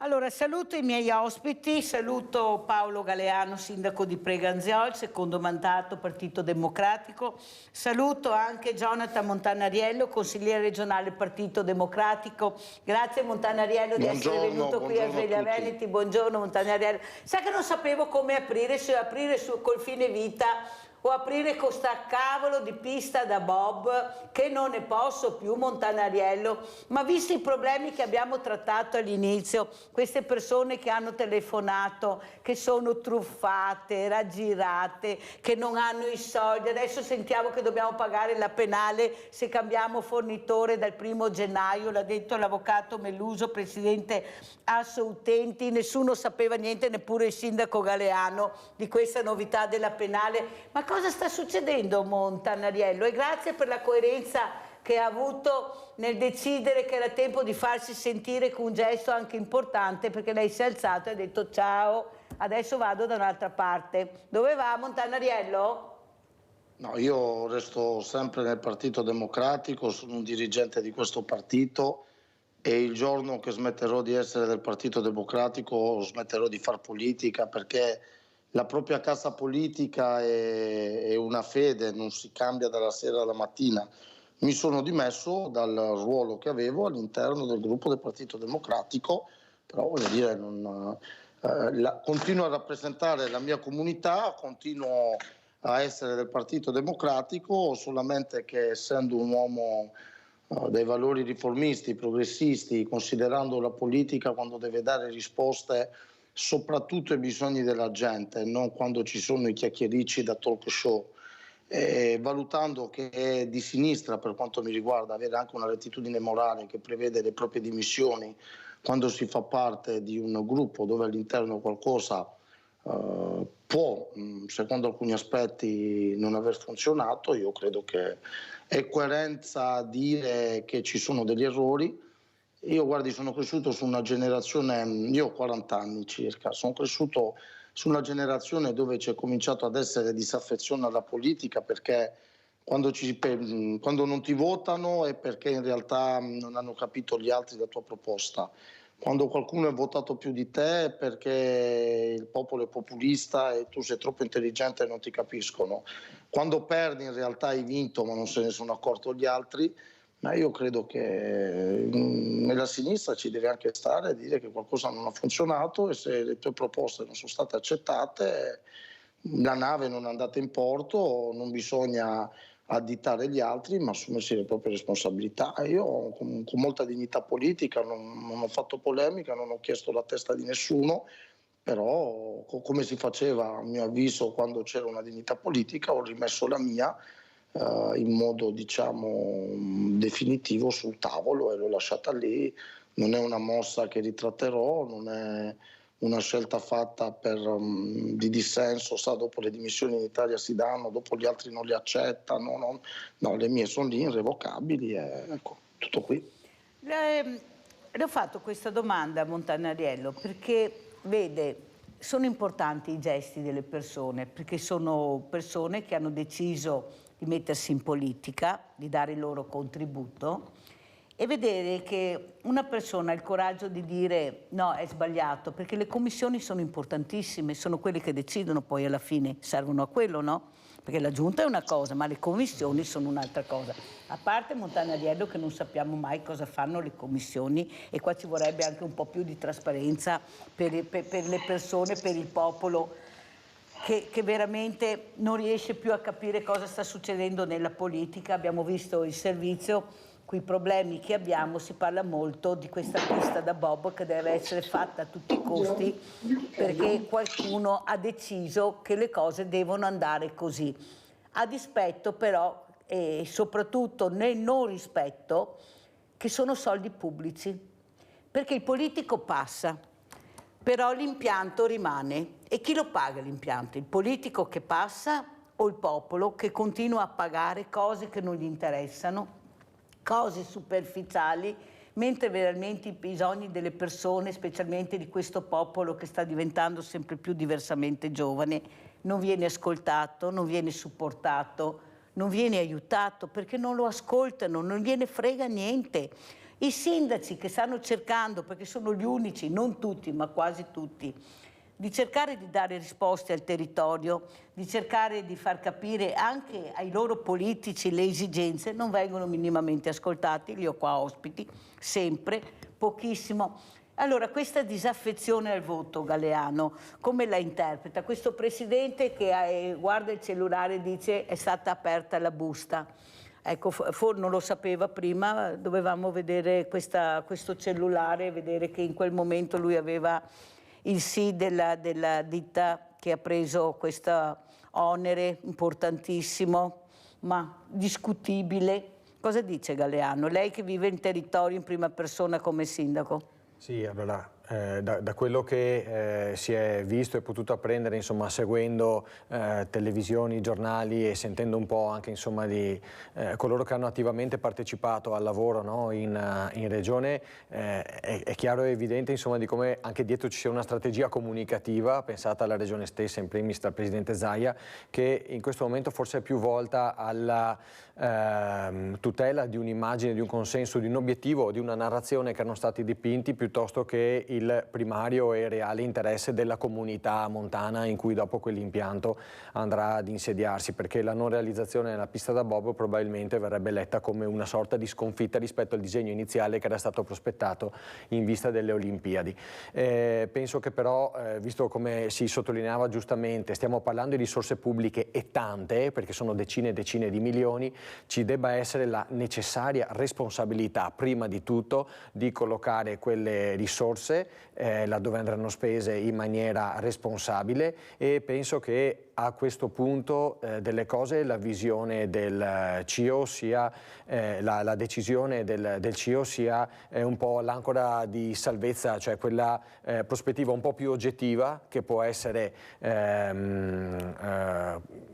collocata, insomma, sui nostri territori, e dove effettivamente si andrà a dire quanti saranno i benefici e quanti pesi invece di quell'impianto, e quanto quindi allora sarà invece opportuno ormai focalizzarsi su una soluzione diversa a livello nazionale o anche extranazionale, insomma, in base alle soluzioni che stanno pensando. Ma Sindaco, i cittadini che ascoltano queste cifre, abbiamo sentito prima Hermes, abbandonato, dice lui a se stesso, poi verificherò, perché sapete che a me piace verificare, non mi basta la telefonata, voglio toccare con mano quella che è la realtà della persona, e se posso magari anche cercare di aiutarla se è possibile. Ma poi sentiamo 2 milioni all'Asolo Golf di Asiago, sentiamo la pista di bob, la pedemontana, il Mose, adesso questa terza corsia, questa strada del mare. Cioè, ma alla fine si rendono conto che poi paghiamo sempre noi, questo povero cittadino che adesso anche per andare a lavorare, se verrà fatta questa strada del mare, lei lo sa di cosa stiamo parlando, vuoi sentire anche Montanariello, sempre mettono le mani in tasca di chi sanno che dovranno pagare. Di questo mi non vo combattere, cosa ha avuto che faccia, mi tocca, non resi altra, perché lo sanno, come sanno benissimo che l'80% dal sondaggio che è stato fatto, l'80% della popolazione ha detto per il sì, era per il sì, qualcuno lo sapeva, non a caso ha sposato il sì, perché sono tutti quasi in campagna elettorale, vogliamo dimenticarcelo forse. Montanariello, come commenta? Allora, per quanto riguarda la pista da bob, io credo che intanto, dottoressa, non bisogna fare tutta l'erba un fascio, ci sono delle cose che obiettivamente magari servono, non sono certamente la Treviso Mare, ma magari la terza corsia, la quarta corsia può servire anche per una questione di sicurezza, di traffico che scorre. Allora, è evidente, se parliamo della Treviso Mare, che è una porcheria, obsoleta, pleonastica, superata, che non serve a niente e che arrecherà sicuramente più disagi che dare risposte. Intanto dobbiamo ricordarci che quello è un progetto che ha ormai più di 15 anni, e lì dove era stata concepita questa idea infrastrutturale, in questi 15 anni, siccome il mondo va avanti, non aspetta la politica, no? L'impresa va avanti, la società civile si evolve più della politica, che è molto più pachidermica. E cosa succede? Succede che l'intorno si è sviluppata tutta quanta una rete anche di aziende di agriturismi, di offerta e sostegno a quello che è il turismo lento, a quelle che sono tutte quelle attività che entrano in piena sintonia con la natura e sviluppano il loro core business anche in uno scenario di natura, di tutela del paesaggio, di ambiente. Non è che dopo 15 anni tu arrivi e li piombi sta strada là, in mezzo ai due occhi per non dire niente, dove vai a distruggere anche quello che è un equilibrio economico, sociale, ambientale che si era creato. In più con l'aggravante che siamo tutti bravi a fare una strada dove 3/4 prendo una già esistente gratis, la largo e la metto a pagamento, ma io dico che dopo, guardi, non è una risposta al territorio, perché comunque c'è l'innesto di Jesolo che non si è ancora capito chi interverrà nei due segmenti, nelle rotatorie, quindi rischiamo che il traffico che è quando entra a Jesolo te lo trovi uguale, identico e preciso ad adesso, non cambia niente. C'è tutto il tema che la gente, finita quella strada, fa la litorania per andare nella zona di Cavallino, e anche su quello, voglio dire, non viene prolungata l'infrastruttura fino a Cavallino, perché uno dice posso essere contrario, però è una infrastruttura lunga, dove un pezzo di esistente è privatizzato, però arrivi fin da Litorania, ed è una risposta ai più grandi campeggi d'Europa, avrebbe avuto un altro senso, potevi non condividerla, ma c'era una logica nell'intermodalità che si sviluppava. Invece non è così, perché a Jesolo ti resta il problema, sulla parte per arrivare a Cavallino, a Treporti, sulla Litorania, ti resta il problema, i pullman che vanno appunto a Sabbioni per l'hub di accesso a Venezia Acqueo, ti resta il problema. E quindi capisce che sono pugni nell'occhio, così come la pista da bob, parte da 122 milioni, arriva poi a 81, ora c'è il ribasso, qua non c'è un partito del sì e un partito del no, c'è un partito che dice che decine di milioni di euro tu non puoi utilizzarli per un'opera che finite le Olimpiadi resterà là, nello stesso momento in cui il Veneto fa delle scelte importanti sull'eradicamento della sanità di prossimità, in cui negli ultimi 7 anni siamo stati gli ultimi ad aver investito in tutta Italia, dati del Ministero, sui medici di medicina generale, in un contesto storico dove, dottoressa, siamo gli ultimi in Italia a mettere soldi sul trasporto pubblico locale, giriamo solo il fondo nazionale. E allora, voglio dire, in una famiglia ci sono le priorità. La mia compagna non va dal parrucchiere se ci siamo rotti un dente, no? Tanto per essere un po' a parlare in soldoni come si fa, e quindi voglio dire queste priorità noi le stiamo dimenticando quando si gestisce la cosa pubblica, che siano soldi dello Stato, soldi della Regione, sono sempre soldi dei cittadini, dottoressa. Chiudo, tema del fine vita. Prima Montanariello. No, sono d'accordo, ha ragione. È il problema grande. Ma mi scusi, quello chiedo anche al sindaco Galeano, ma noi sentiamo parlare sempre di strade, di autostrade, ma noi quando giriamo anche l'Europa, e non serve andare tanto lontano, basta arrivare in Germania, le autostrade sono gratis. Ma vuoi vedere che noi non riusciamo mai a fare questo? Ma vuoi vedere che per la terza corsia sono 20 anni per realizzarla, perché non si sa mai quando finirà? Ma vogliamo capire che veramente c'è un qualcosa che non ci dicono sotto queste grandi infrastrutture? Nessuno dice che non servono, però in questo momento che siamo presi in questa maniera questo paese, è il caso di parlare ancora di infrastrutture, di colate di cemento, oppure sarebbe utile parlare di quello che veramente serve al territorio, alla popolazione che diventa sempre più anziana, che non ha i servizi, le sentiamo le telefonate tutte le mattine, e non solo da Treviso, da Padova, da Rovigo, da Belluno, da Trieste, dappertutto. Cioè voi che veramente avete il cittadino che bussa alla porta, come spiegate che tutta l'attenzione è verso le grandi opere, le grandi strutture, in un momento dove veramente l'associazione consumatori che ha detto gli anziani non riusciranno a riscaldarsi questo inverno perché non ce la faranno? Ma vogliamo capire che forse dovremmo attenzionare di più il sociale e rinforzare il sociale? Abbiamo le case, le residenze per anziani, così mi dicono di chiamarle, che non hanno personale, e continuiamo a parlare di strutture nuove all'avanguardia. Ma chi se ne frega della struttura nuova se non ho la OS, se non ho quello che veramente serve? Ma chi se ne frega del grande ospedale se dopo non ho il medico, non ho l'infermiere e tutta la squadra che mi supporta? Tanto è vero che sono ancora chiusi perché non riescono a riempirle. Tutto bello, grande tecnologia, ma Se non c'è quello che fa girare la tecnologia, dove andiamo? Ecco Galeano, ma dove vuole andare a parare la politica? Cioè, qual è l'obiettivo? Non riesco a capire dove vogliono andare a parare questa montagna di soldi che arrivano, perché ci sono, non mi dicano che non ci sono i soldi, ma che vengono dirottati ogni volta conforme la torta chi la mangia in quel momento. Prego, Sindaco Galeano. Sì, penso che quanto gli esempi che venivano fatti prima da Jonathan e anche i tuoi esempi, Mirella, dicono, fanno tornare un po' al tema che sottolineavamo all'inizio, no? Del perché si è c'è sempre questa maggiore distanza dalla politica, e probabilmente è un po' per quello che appunto sottolineavate, ovvero che molto spesso si percepiscono da parte della base, dei cittadini, dei problemi concreti, e si vede però che spesso le risorse vengono allocate su qualcos'altro che sembra in molti dei casi essere invece distante da quei problemi, e a quei problemi non dare risposta.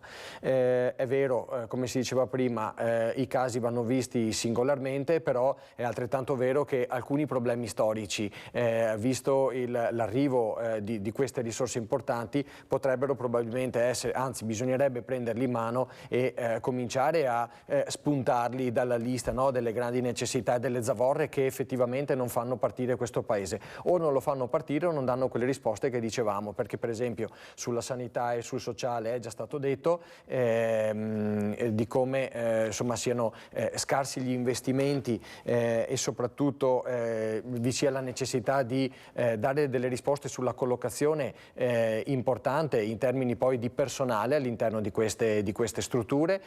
Sono assolutamente d'accordo sul sottolineare anche il tema del trasporto pubblico locale, su cui secondo me va ribadito di come una regione che reclama autonomia, no, su tantissime materie, laddove invece già da anni avrebbe potuto incidere, questa cosa non l'ha fatta, e va sottolineato il dato di come siamo fanalino di coda nel reinvestimento di risorse per riorganizzare e meglio modulare il trasporto pubblico locale. Si parlerà di Olimpiadi con le grandi strutture, poi avremo non so quanti autobus e treni da cambiare per andare da Venezia a Cortina, perché ci sono innumerevoli titoli di viaggio, un'azienda di trasporto ogni 50 km, insomma davvero ci sarebbero dei margini importantissimi per dare delle risposte, che non vuol dire penalizzare poi il territorio in termini di posti di lavoro, occupazione, ci mancherebbe, è una riorganizzazione che va in termini di efficienza e sostenibilità poi anche ambientale. Io guardi, ho avuto la fortuna di fare qualche giorno di vacanza l'estate scorsa in Germania, facendo l'abbonamento da casa online con 49 euro, io potevo girare per un mese in tutti i mezzi di trasporto del paese. E allora dico, va bene, forse non è quella la prospettiva, ma una sfumatura di grigio verso quell'obiettivo la possiamo raggiungere.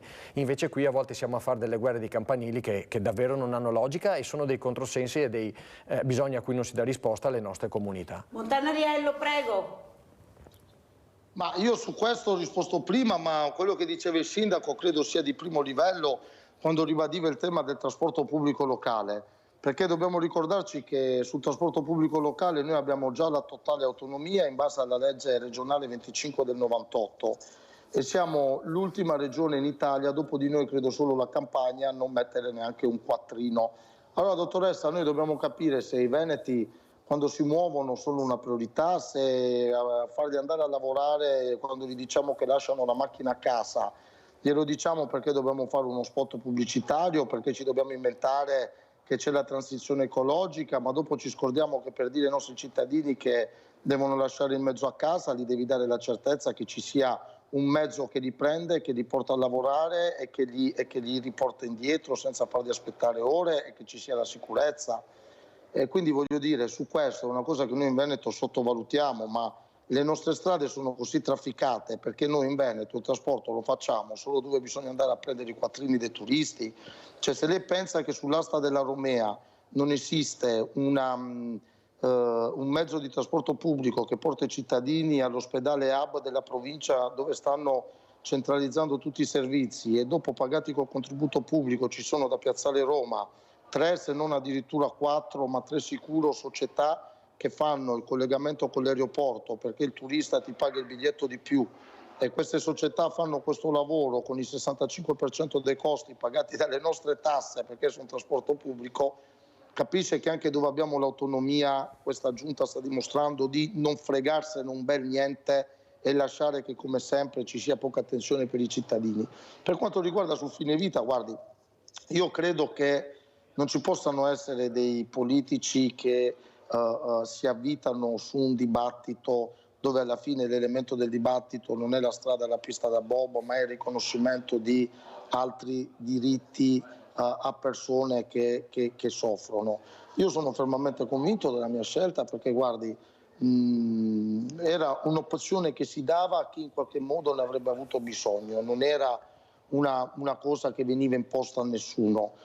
Io sono fermamente convinto che è stata sbagliata anche la discussione politica che si sta prendendo in Veneto a livello nazionale, perché stiamo parlando di una cosa che già esiste. Solo in Veneto l'anno scorso ci sono stati 6 casi di chi ha avuto accesso al suicidio medicamente assistito. Un progetto di legge arriva non perché c'è una lungimiranza politica di qualcuno, ma perché come sempre la società civile, lo abbiamo visto con i referendum abrogativi dell'aborto, del divorzio, la società civile in Italia è sempre molto più avanti della politica che perde tempo a discutere, e grazie a un'azione di società civile è arrivata questa legge in Consiglio regionale. Possiamo disquisire che competenza nazionale o altro, ma questa legge è arrivata, e l'ambizione di dire che anche di fronte a un diritto che già è stato riconosciuto da una sentenza della Corte Costituzionale ci sia un Veneto che non abbia 2 velocità di marcia e che non sia un privilegio essere nato a Verona piuttosto che a Chioggia, piuttosto che a Treviso o a Selvazzano Dentro, perché il tuo direttore di un'ASL applica le stesse tempistiche dell'altro. Io credo che era un segno di forte civiltà e di forte attenzione non ai veneti, attenti, ai bisogni dei veneti, e avremmo dato una risposta a un'intera fascia di popolazione che la chiedeva, che vota a destra, che vota a sinistra, che non vota o che vota altro. E quindi io credo che è stata un'occasione per il Veneto persa. Credo che non dobbiamo nasconderci alle enormi responsabilità che ci sono state anche nel centrodestra, perché a me piace guardare in casa mia, assumermi le mie responsabilità, però dobbiamo anche vedere che è stata una partita, una fuga solitaria del presidente Zaia, che si è visto abbandonato dai suoi guerrieri e si è andato anche lui a schiantare su questa vicenda. Quindi ricordiamoci che su 51 seggi 41 sono in capo alla destra, quindi c'è una maggioranza anche della destra. Se questa legge non passa, non è che si può sempre dire che ci sono i comunisti brutti, cattivi, mangiabambini che hanno la colpa di tutto. Però comunque sia, è andata male. Io credo che pur mettendo insieme e dividendo in quota parte le responsabilità, sia stata una delle pagine più brutte della nostra regione, perché non esiste che su certi temi ci sia una disputa politica. I bisogni della gente non hanno un colore politico, e forse il vero salto culturale la politica lo farà quando capirà che nel dibattito politico si lasciano fuori i bisogni della gente, se non per tentare, avere l'ambizione di dare risposte chiare e concrete. Allora, Sindaco Galeano, condivido quello che ha detto Montanariello, ma soprattutto io cerco di capire il perché non vengono spiegate le cose che interessano ai cittadini, il perché non viene spiegato, e l'ho provato con la mia trasmissione quando ho avuto eccellenze del territorio che hanno spiegato che c'è già la legge, come funziona, il perché non funziona, i tempi. Ma io ricevevo le telefonate, non conoscevano, non sapevano, e ringraziavano queste persone che spiegavano. Però quello che ho capito è che questo popolo, adesso parliamo del Veneto, ma vorrei parlare a livello nazionale, ha le idee molto chiare quando sono temi che lo interessano, perché cerca di ragionare con la sua testa. E la sua testa in quel momento, dicevo, della mia vita faccio quello che voglio io. Devo essere io a decidere della mia vita. Facendo come? Anche prevenzione, cercando di fare un qualcosa prima, quando sono nelle facoltà di capire, di gestire anche quello che sarà il mio futuro in caso che qualsiasi cosa mi capiti, ma non è così chiaro neppure questo. Allora la domanda che veniva fatta è: ma chi è che può decidere della mia vita a questo punto? cosa posso fare io? Perché se c'è la legge ma viene applicata in maniera diversa, conforme, come ha detto Montanariello, nella regione dove tu vivi, conforme il presidente della regione come viene applicata, questa persona a casa dice: ma dove vivo? Ma cosa stanno facendo? Ma perché non spiegano? A noi non viene mai spiegato niente. Mandate su internet.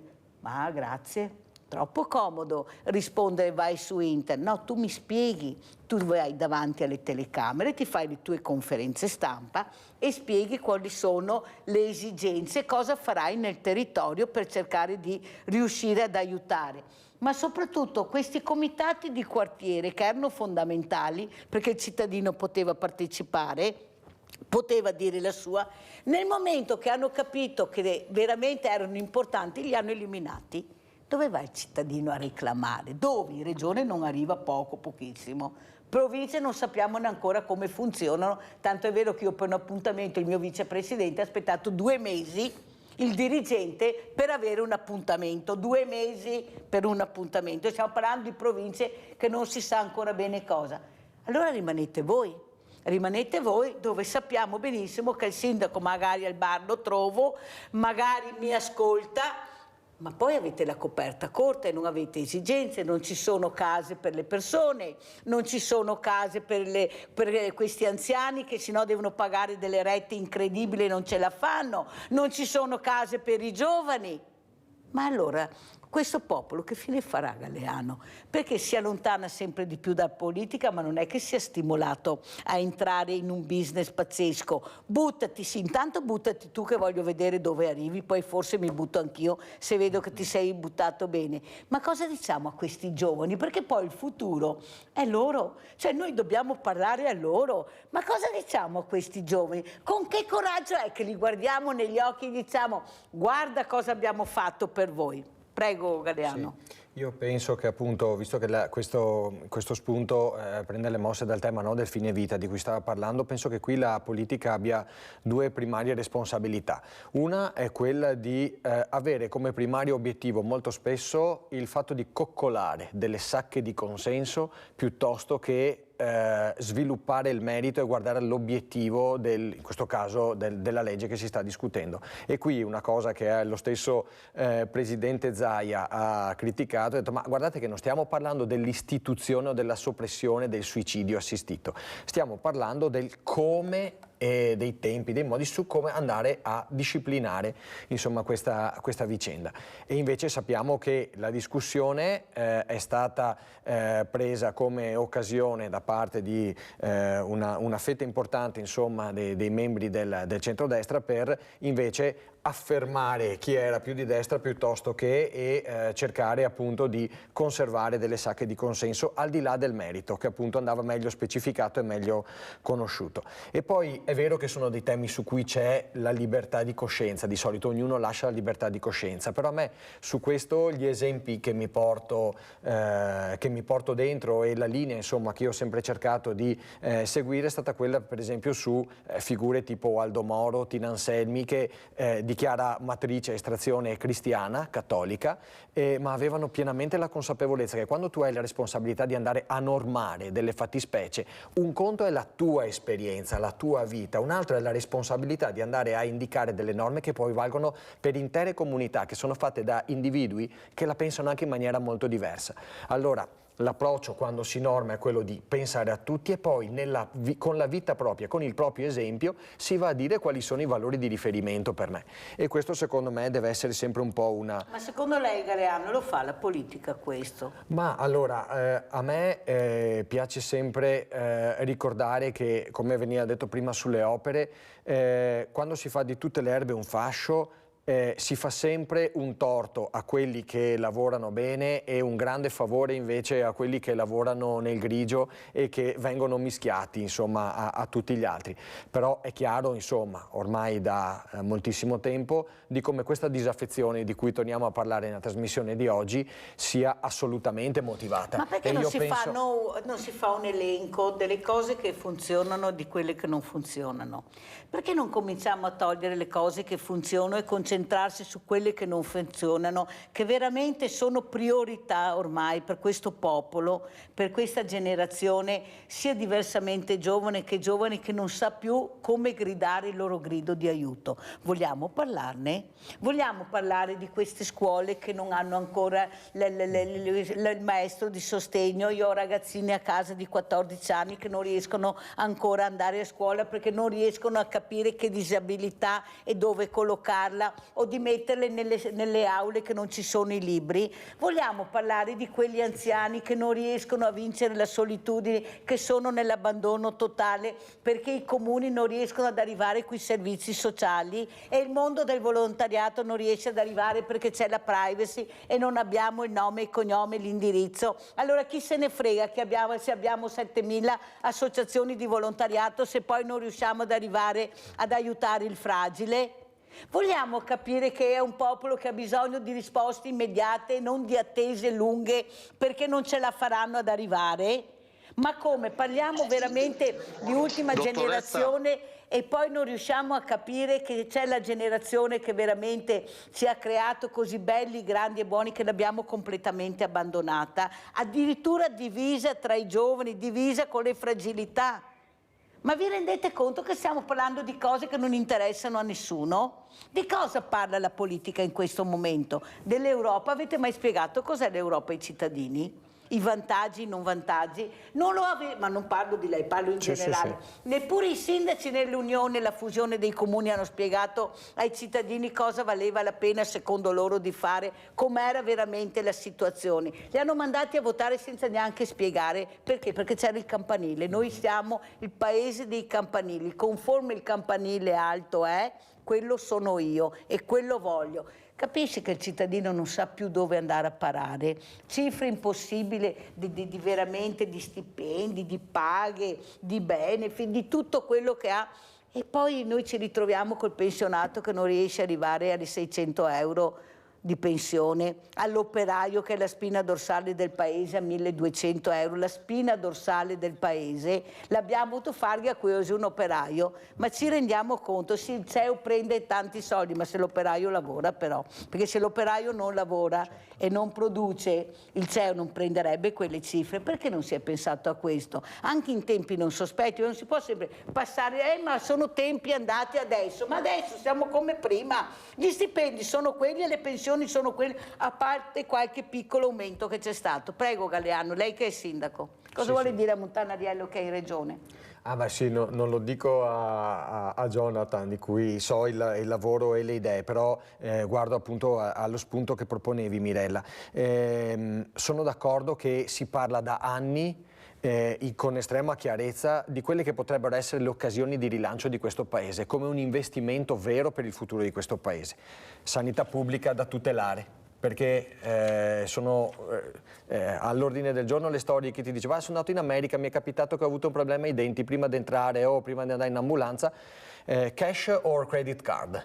E invece qui insomma abbiamo la fortuna di aver impostato un sistema di cui essere orgogliosi e che va assolutamente tutelato. Per il momento? Per il momento, certo, sappiamo quali sono le tendenze che stanno pian piano smantellando questo sistema, perché non c'è la volontà di investirci fino in fondo. La scuola, le difficoltà che abbiamo con i nostri ragazzi, con tutto.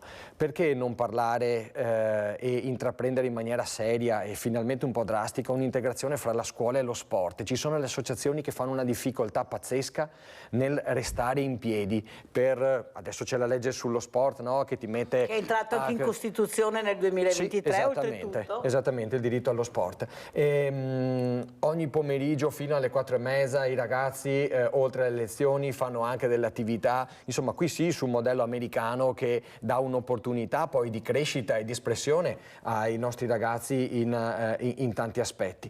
Il sociale, la ricerca. Quante volte lo si dice? Invece, e qui stiamo investendo sui nostri territori, non sempre su cose, su investimenti appunto d'avanguardia, ma spesso un po' al ribasso. Penso al proliferare dei poli logistici. Qual è il tipo di occupazione verso cui vanno queste risposte? Non sono certo i centri di ricerca, e i ragazzi prendono e vanno dove cercano quelle prospettive, non le altre. E dopo uno dice sì vabbè, ma parlate di obiettivi e dove sei, Skei? Io ricordo sempre, anche qui è vero che è un mantra che si ripete ripete, ma l'evasione fiscale in questo paese è di 100 miliardi e quei che pagano tasse sono sempre i soliti. Montanariello, prego. Diventa difficile non dire che quello che ha detto il sindaco è uno spaccato non solo molto realistico, ma fatto con gli occhi, diciamo, di un amministratore locale tutti i giorni in prima linea. È evidente, chiudeva il sindaco nella fine del suo intervento quando parlava dell'evasione fiscale, cioè ci rendiamo conto che noi facciamo manovre finanziarie dove tagliamo servizi, aumentiamo le tasse o tagliamo sgravi fiscali ai cittadini, finanziarie che vanno 20, 25, 30 miliardi e dopo abbiamo 100 miliardi di evasione fiscale e ci troviamo a governare con chi ha vinto nel dogma di ripristineremo il contante, no? Quasi quasi nei paesi del nord ci vedono come il film di Cetto la Qualunque, quando nelle sue campagne elettorali faceva le promesse. I bisogni dei cittadini. Dottoressa, guardi che il privato in Italia vale già di più del pubblico nella sanità. Cioè, faccio un esempio, nei 136 miliardi di... un attimo che mi inquadro bene qua, se no mi perdo. Nei 136 miliardi di manovra finanziaria che spettano alla sanità italiana, in alcune regioni il 30 e il 35% è già in mano alla sanità privata. Se a questo noi ci mettiamo tutti i miliardi che i cittadini, sono dati inconfutabili perché sono dati presi dall'Agenzia delle Entrate, quindi quando tu ti scarichi l'accesso a una prestazione o una cura, se noi sommiamo, credo che siano, non vorrei sbagliare, 40 miliardi al 35% dei 136 miliardi del Fondo Nazionale che già vanno ai privati, in Italia la sanità privata vale già più di quella pubblica. E guardi che qua non c'è una questione di essere contro la sanità privata che si sta mangiando il nostro diritto alla salute. Bisogna dire le cose come stanno. La sanità privata non fa i pronto soccorsi, è solo un costo di socialità, non fa le neonatologie infantili, non fa le terapie intensive. Abbiamo scoperto con la pandemia che San Raffaele aveva solo 7-8 posti in terapia intensiva. Il privato fa le protesi, il privato ti fa pagare per avere tuo figlio che partorisce, che nasce, tua moglie che partorisce su una clinica bella, dopo se il bambino ha un problema si prende e si porta subito nell'ospedale pubblico dove il privato ha preso soldi e il pubblico dopo deve intervenire con la propria fiscalità se ci sono problemi. È una guerra impari. Nel tema della sanità, sapete perché noi perderemo sempre con il privato? Perché il privato fa quei servizi dove c'è la ciccia, dove c'è la polpa, deve fare profitto. Quando dopo uno sta male, il pronto soccorso, la geratria, la terapia intensiva, sono tutti i servizi in perdita che fanno parte della socialità sanitaria, che lì non ci sono mica... Che se pronto soccorsi privati in Veneto? Ci sono geratrie private, a me non risultano. E quindi capisce perché c'è un disegno proprio anche di chi ha governato la regione in questi 30 anni, che è quello di consegnare la sanità al privato. Guardate che la sanità al privato tu la consegni quando incomincia a fare radicare i servizi territoriali. Vi ricordate il periodo delle società private che facevano i prelievi, no? Le Data Medica, le Eugana Medica, i Pavanello, e quelli nascevano perché il pubblico chiudeva i propri punti prelievi, non nascevano mica perché questi entravano in concorrenza con il pubblico. E allora capisce bene che su uno scenario del genere, dottoressa, noi siamo già, cioè adesso, no, gliela chiudo così, arrivano 3 milioni per combattere le liste d'attesa che si sono create durante la pandemia e il nostro Presidente da 2 milioni e passa, insomma più di 3/4 del budget al privato per combattere le liste d'attesa. Cioè ha plasticamente detto ai cittadini veneti che è il privato che ci salverà dalle liste d'attesa, anziché invece magari darle al pubblico, far fare anche come si faceva una volta quando c'erano le liste da smaltire, i turni di notte nelle radiografie, tanto gente che lavora a mezzanotte se la va a fare l'attacco della radiografia, non preoccupiamoci, piuttosto di aspettare un anno va.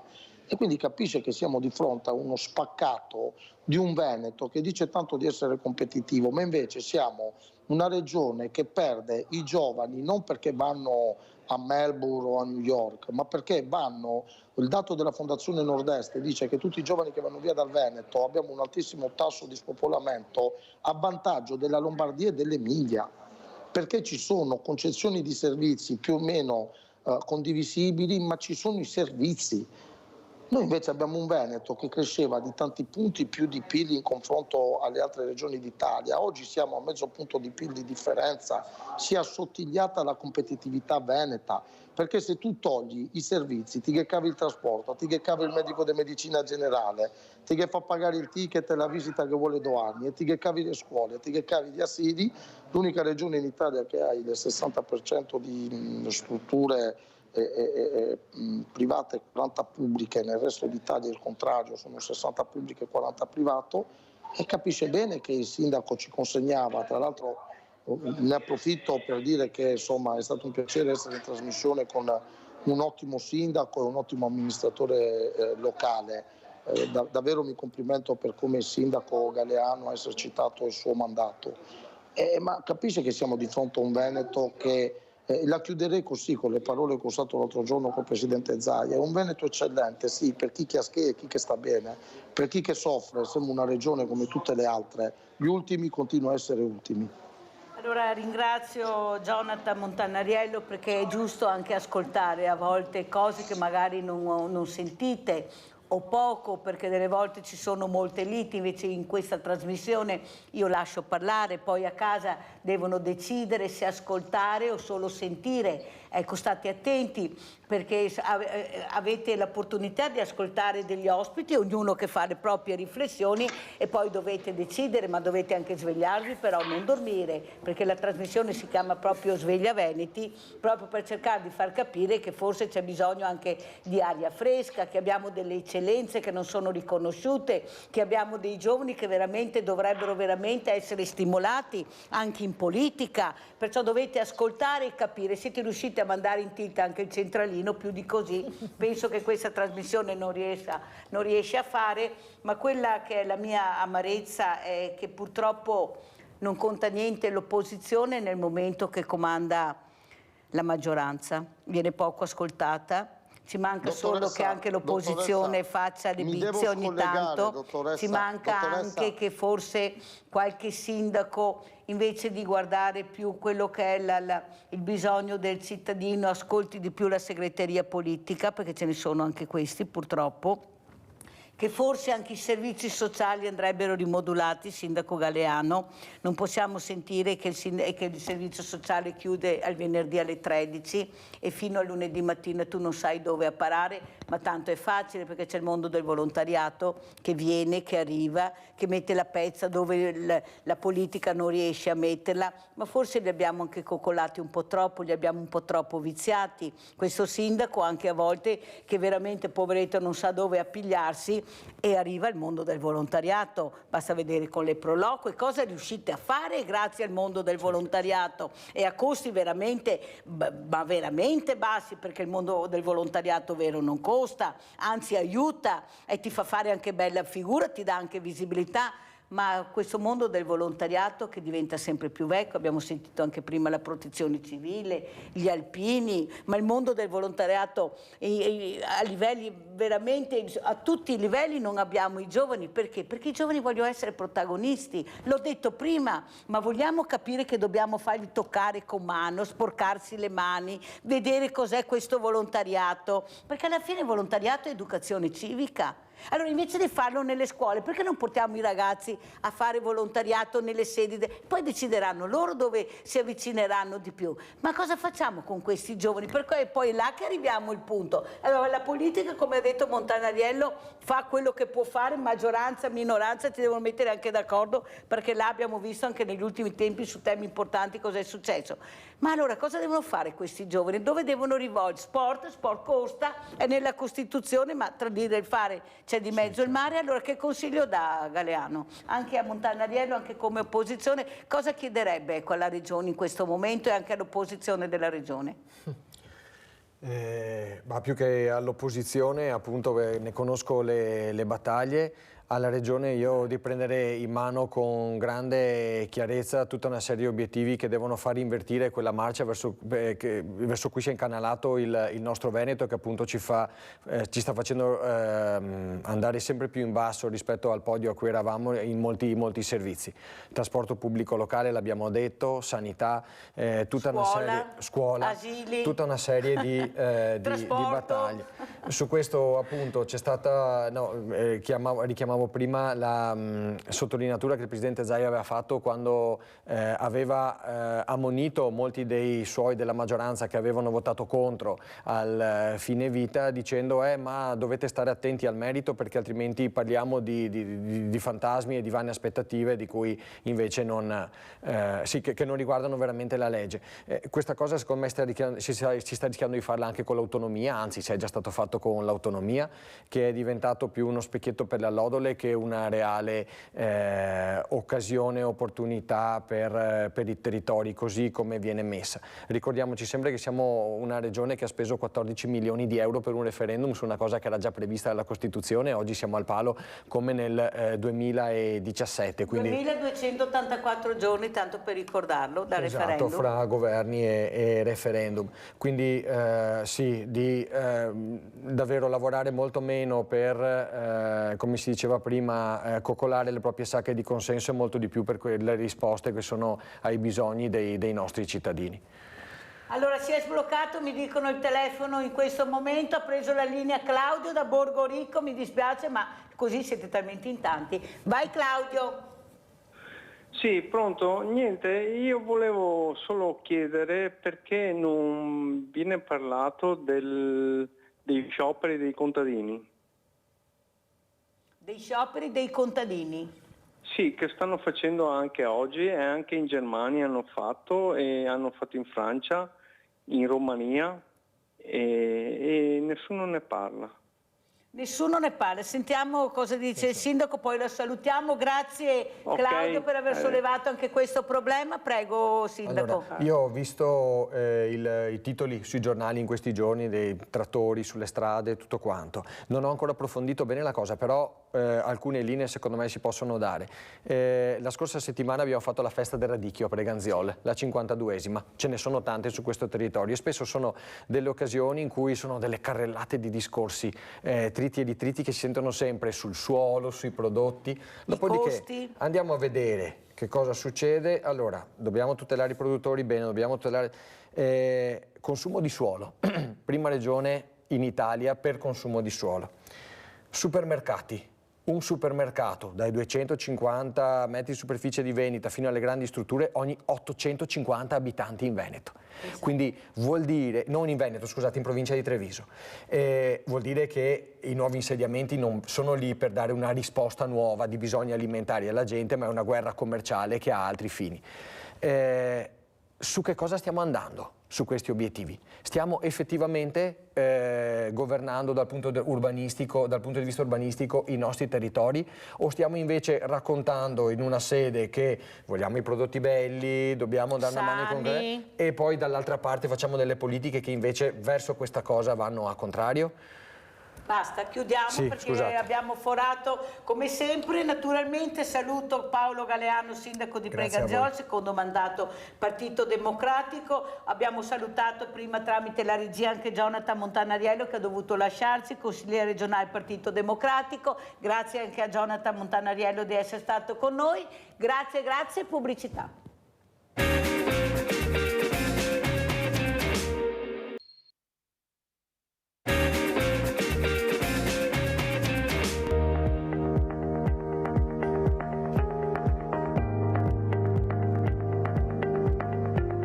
Siete al primo dei 4 convegni che verranno sviluppati nei festeggiamenti dei 40 anni del CEIS di Treviso e i 25 anni della cooperativa sociale Erga.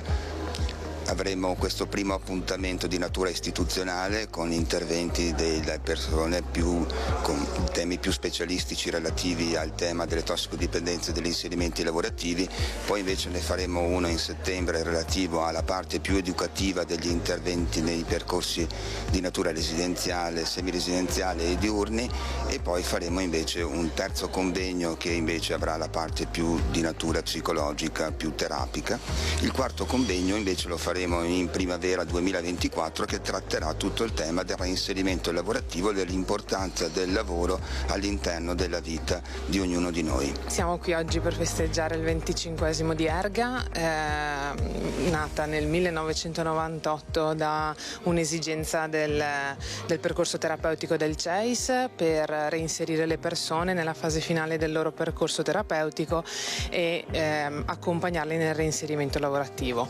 Siamo partiti da una piccola stanza all'interno della comunità, oggi siamo arrivati nel corso di questi anni a 40 dipendenti, 1.200.000 euro di fatturato, 1.800 metri quadri, sui quali riusciamo a fare un centinaio di inserimenti l'anno. È un rapporto importantissimo che si sviluppa giorno dopo giorno nell'affrontare quelle che sono delle problematiche che purtroppo caratterizzano una fetta importante della nostra comunità. L'obiettivo sarebbe di azzerare questi casi e di concentrarci su d'altro, ma se guardiamo al futuro invece ci sarà ancora molto da lavorare. Noi ci impegniamo sulla prevenzione, ma come dicevo proprio in occasione di questa grande festa del CEIS, noi abbiamo bisogno di questa sensibilità, di questa professionalità per costruire un nuovo modello sociale. È una partnership importante che dura da tantissimi anni, dove il CEIS sta seguendo attualmente 172 persone, di cui 72 posti sono appunto accreditati. Stiamo lavorando molto bene perché la filosofia che ha il CEIS, che è quella di Don Picchi, è la filosofia che noi portiamo avanti proprio anche all'interno dell'ULSS, per cui c'è anche questa armonia di pensiero rispetto alla presa in carico della persona fragile. 40 anni di CEIS sono 40 anni di servizi e di integrazione sociosanitaria in Veneto, traguardando decenni di trasformazioni, di cambiamenti normativi e della capacità di rimanere sul pezzo da parte di CEIS e di Erga. Il futuro vede ancora il mondo delle cooperative e del privato sociale a fianco delle istituzioni pubbliche attraverso i nuovi strumenti che porteranno avanti l'integrazione sociosanitaria, in primis la coprogrammazione e la coprogettazione. Allora si tratta di realtà, si tratta di un terzo settore con cui abbiamo una collaborazione molto importante, insieme con altri enti del terzo settore del privato sociale c'è una forte collaborazione finalizzata proprio a un servizio sempre più puntuale e dedicato, insomma, a un'utenza fragile, un'utenza con diverse complicanze. La comunità terapeutica deve essere per forza un ambiente aperto, un ambiente rivolto all'esterno, un ambiente che si prende cura delle comunità sempre in senso più ampio. E quindi è naturale che si metta in relazione con altri soggetti. La dimensione europea è una dimensione importante perché il mondo delle sostanze, il mondo del trattamento e i bisogni delle persone aumentano, e quindi è molto importante riuscire a trovare insieme a dei colleghi, vedere quali sono le strade che hanno esplorato, vedere anche quali sono le attività che fanno, le buone pratiche, riuscire ad importarle, riuscire ad esportare le nostre per avanzare nella qualità dei trattamenti che offriamo. 40 anni di CEIS, 40 anni di volti, 40 anni di storia, 40 anni di persone. Noi abbiamo celebrato proprio ieri la giornata mondiale di lotta alla droga e quest'anno l'ONU ha stabilito come tema la persona al centro. La persona al centro significa non inseguire le sostanze, ma andare a guardare alla persona nella sua unicità, nella sua bellezza, nella sua dignità. Ecco, credo che il CEIS in questi 40 anni abbia fatto esattamente questo, cioè abbia investito sulle relazioni e sulle persone. Per questo siamo qua, per celebrare la vita e la dignità di ognuno.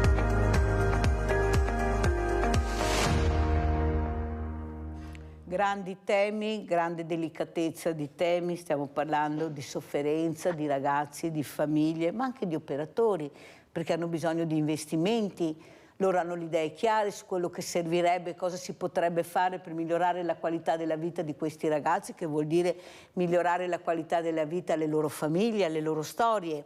Però si investe poco, quasi niente, specialmente qua nel Veneto. Cosa sta succedendo? Noi abbiamo visto questi 40 anni importanti del CEIS e abbiamo in presenza Luca Sartorato, presidente CEIS di Treviso. CEIS è per le dipendenze, servizio di pronta accoglienza. Saluto anche Giuliano Bianchi, che è da Bassano, collegato con noi, autore di canzoni. Grazie Bianchi di essere qui, veramente grazie. Allora io partirei proprio da Luca Sartorato. Allora, 40 anni la storia, si apre il 2024, cosa spera Presidente? Un 2024 che porti cosa? Dov'è l'obiettivo del CEIS? Allora, buongiorno a tutti, grazie per l'invito Mirella, sono sempre entusiasta nel venire qui nei tuoi studi a raccontare le fatiche che quotidianamente noi esercitiamo per poter essere presenti nel territorio e per fare comunità. L'impegno nostro del 2024 sarà soprattutto quello di testimoniare la centralità della persona all'interno dei contesti che ogni giorno frequentiamo e quindi pensare che prima di tutto, prima delle sostanze, prima del gioco d'azzardo, prima dell'alcol, c'è una persona e c'è un territorio e c'è una famiglia. E quindi il nostro desiderio è poter fare questo in sinergia con le comunità territoriali, in sinergia con i comuni, in sinergia con la provincia e con tutti gli enti che quotidianamente, anche del privato sociale, ci troviamo a discutere. Il tema delle risorse è un tema estremamente importante perché le risorse sono determinanti. Siamo in un territorio piuttosto ricco di idee, di associazioni, di cooperazione, di varie formule che mettono una comunità intorno a se stessa e intorno alle persone. Non ci mancano le idee, non ci mancano gli entusiasmi, non ci manca la passione. A volte per riuscire a completare tutto quel cerchio che in qualche modo poi va a sostenere la persona nella sua riabilitazione, ci vogliono delle risorse e molto spesso queste risorse mancano in questo tema del sociale. Allora, il problema grande è che in questo caso non è che manchi la programmazione, una visione ampia, mancano proprio le risorse per fare questo, perché voi avete le idee chiare su quello che servirebbe, come ho detto prima, per aiutare questa gioventù che si sta sempre di più allontanando, ma anche su dei percorsi per qualcuno molto bui, molto pericolosi. Vogliamo spiegare quanto male fa la droga? O vogliamo continuare a dire che una canna non fa niente? Vogliamo spiegare quanto male fa iniziare a fumare la sigaretta a 10 anni? Vogliamo spiegare quanto male fa bere lo spritz a 10-11 anni? Questi genitori che non ascoltano o che ascoltano troppo tardi. Io ho avuto una mamma che ha raccontato la storia del figlio che poi è entrato in comunità. Mi sono accorta tardi, ma non perché non vedevo, perché non volevo vedere. Non volevo vedere quello che veramente era la realtà di mio figlio, perché mi faceva paura guardare la realtà. Voleva dire mettermi allo scoperto, mettermi a nudo, cercare di capire questo ragazzo. L'ho fatto, ma quando? Quando veramente è entrato in comunità ed era tardissimo. Ecco, queste confessioni di questi genitori che cercano di metterci la faccia per far capire a altri genitori che continuano ancora a girare con la maschera per non vedere, mettere la polvere sotto il tappeto. Fino a quanto durerà? Perché poi fino a prova contraria poi questo ragazzo esplode con la bulimia, esplode in tante maniere che non se ne parla, non sappiamo. Ecco, cerchiamo di non fermare questo stilicidio continuo di questi ragazzini che si fanno male, si autolesionano per far capire quanto stanno male, ma nessuno vede. Nessuno alza quel maglione per vedere se il figlio ha i tagli, anche se sa che magari li ha, perché è impegnativo dopo, devo dare delle risposte, devo impegnarmi.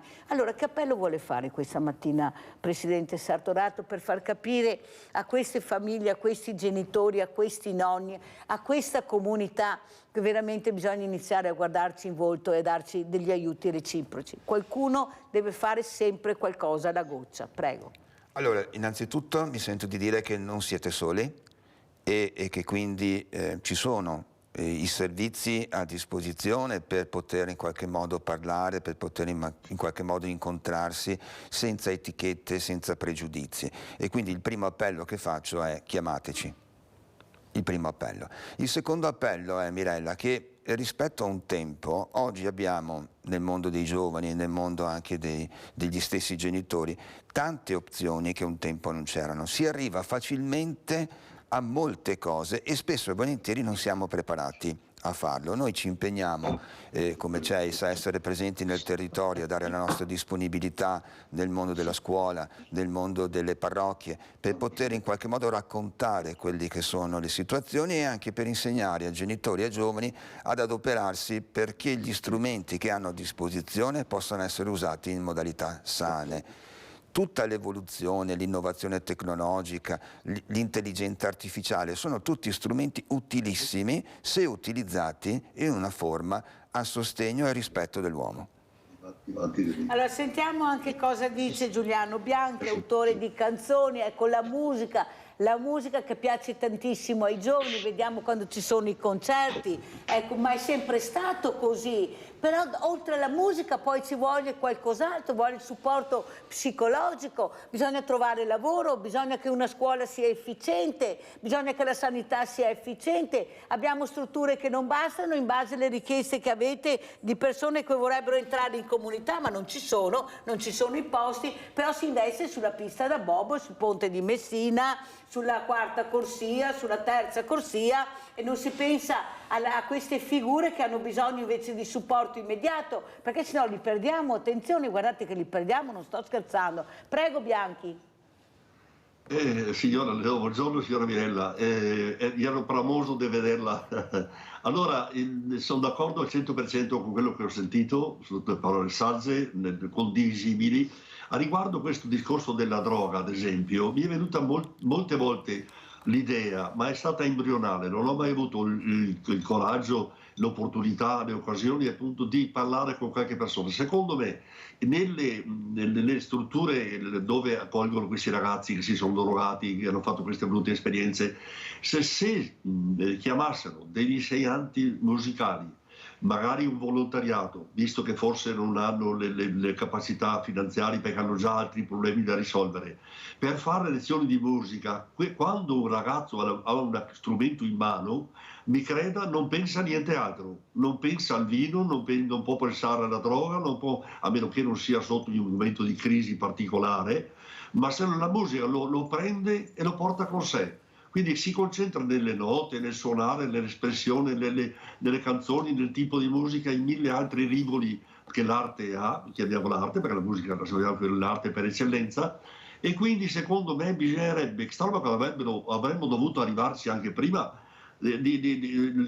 qualcuno, non ci è arrivato nessuno finora. Ecco, non è che tutti siano portati per la musica, che tutti possano aderire a questa iniziativa, ma una volta portata lì, e magari portare una persona che sia anche simpatica, comunicativa, che dimostri amore verso i ragazzi, non deve essere una persona con sentimenti di fiscalità. Nomino ad esempio una cosa, il grande Santo Don Bosco diceva: ma io li amo questi ragazzi, perché non stanno con gli altri, perché non si comportano bene? Quando vengono con me io li porto a passeggiare, ma sentono il mio amore, io li amo e si comportano bene. Quindi ho bisogno di sentire il calore della persona che li avvicina e che li parla. Se trovare qualche persona di queste è tagliata per l'insegnamento, perché uno non basta che sia un bravo musicista a suonare, deve essere tagliato per l'insegnamento. Deve essere un bravo educatore, dice Bianchi. Sì, allora abbiamo Rinaldo da Venezia, poi continuiamo. Vai Rinaldo. Ciao Mirella e buongiorno ai tuoi ospiti. È il problema che sento io parlare, è annoso, perché purtroppo va avanti da anni questo discorso della droga per i giovani. Tutti i giovani bisogna aiutarli, non punirli, perché quella punizione non ti conviene niente. E sta dentro fin da potei, senz'altro qualche d'un per dare la strada. Ma dopo l'esempio della famiglia, una volta avevamo l'esempio della famiglia, e l'orario del mangiare bisognava essere che tutti, se no è rispetto per gli altri. Adesso non vede più queste robe qua, non si insegna più niente. E le televisioni che fa ancora peso, perché che esempio dà una televisione che fa spettacoli, che i giovani gli spettacoli, i dormi a mezzogiorno, i 6 alla mattina e non fa niente.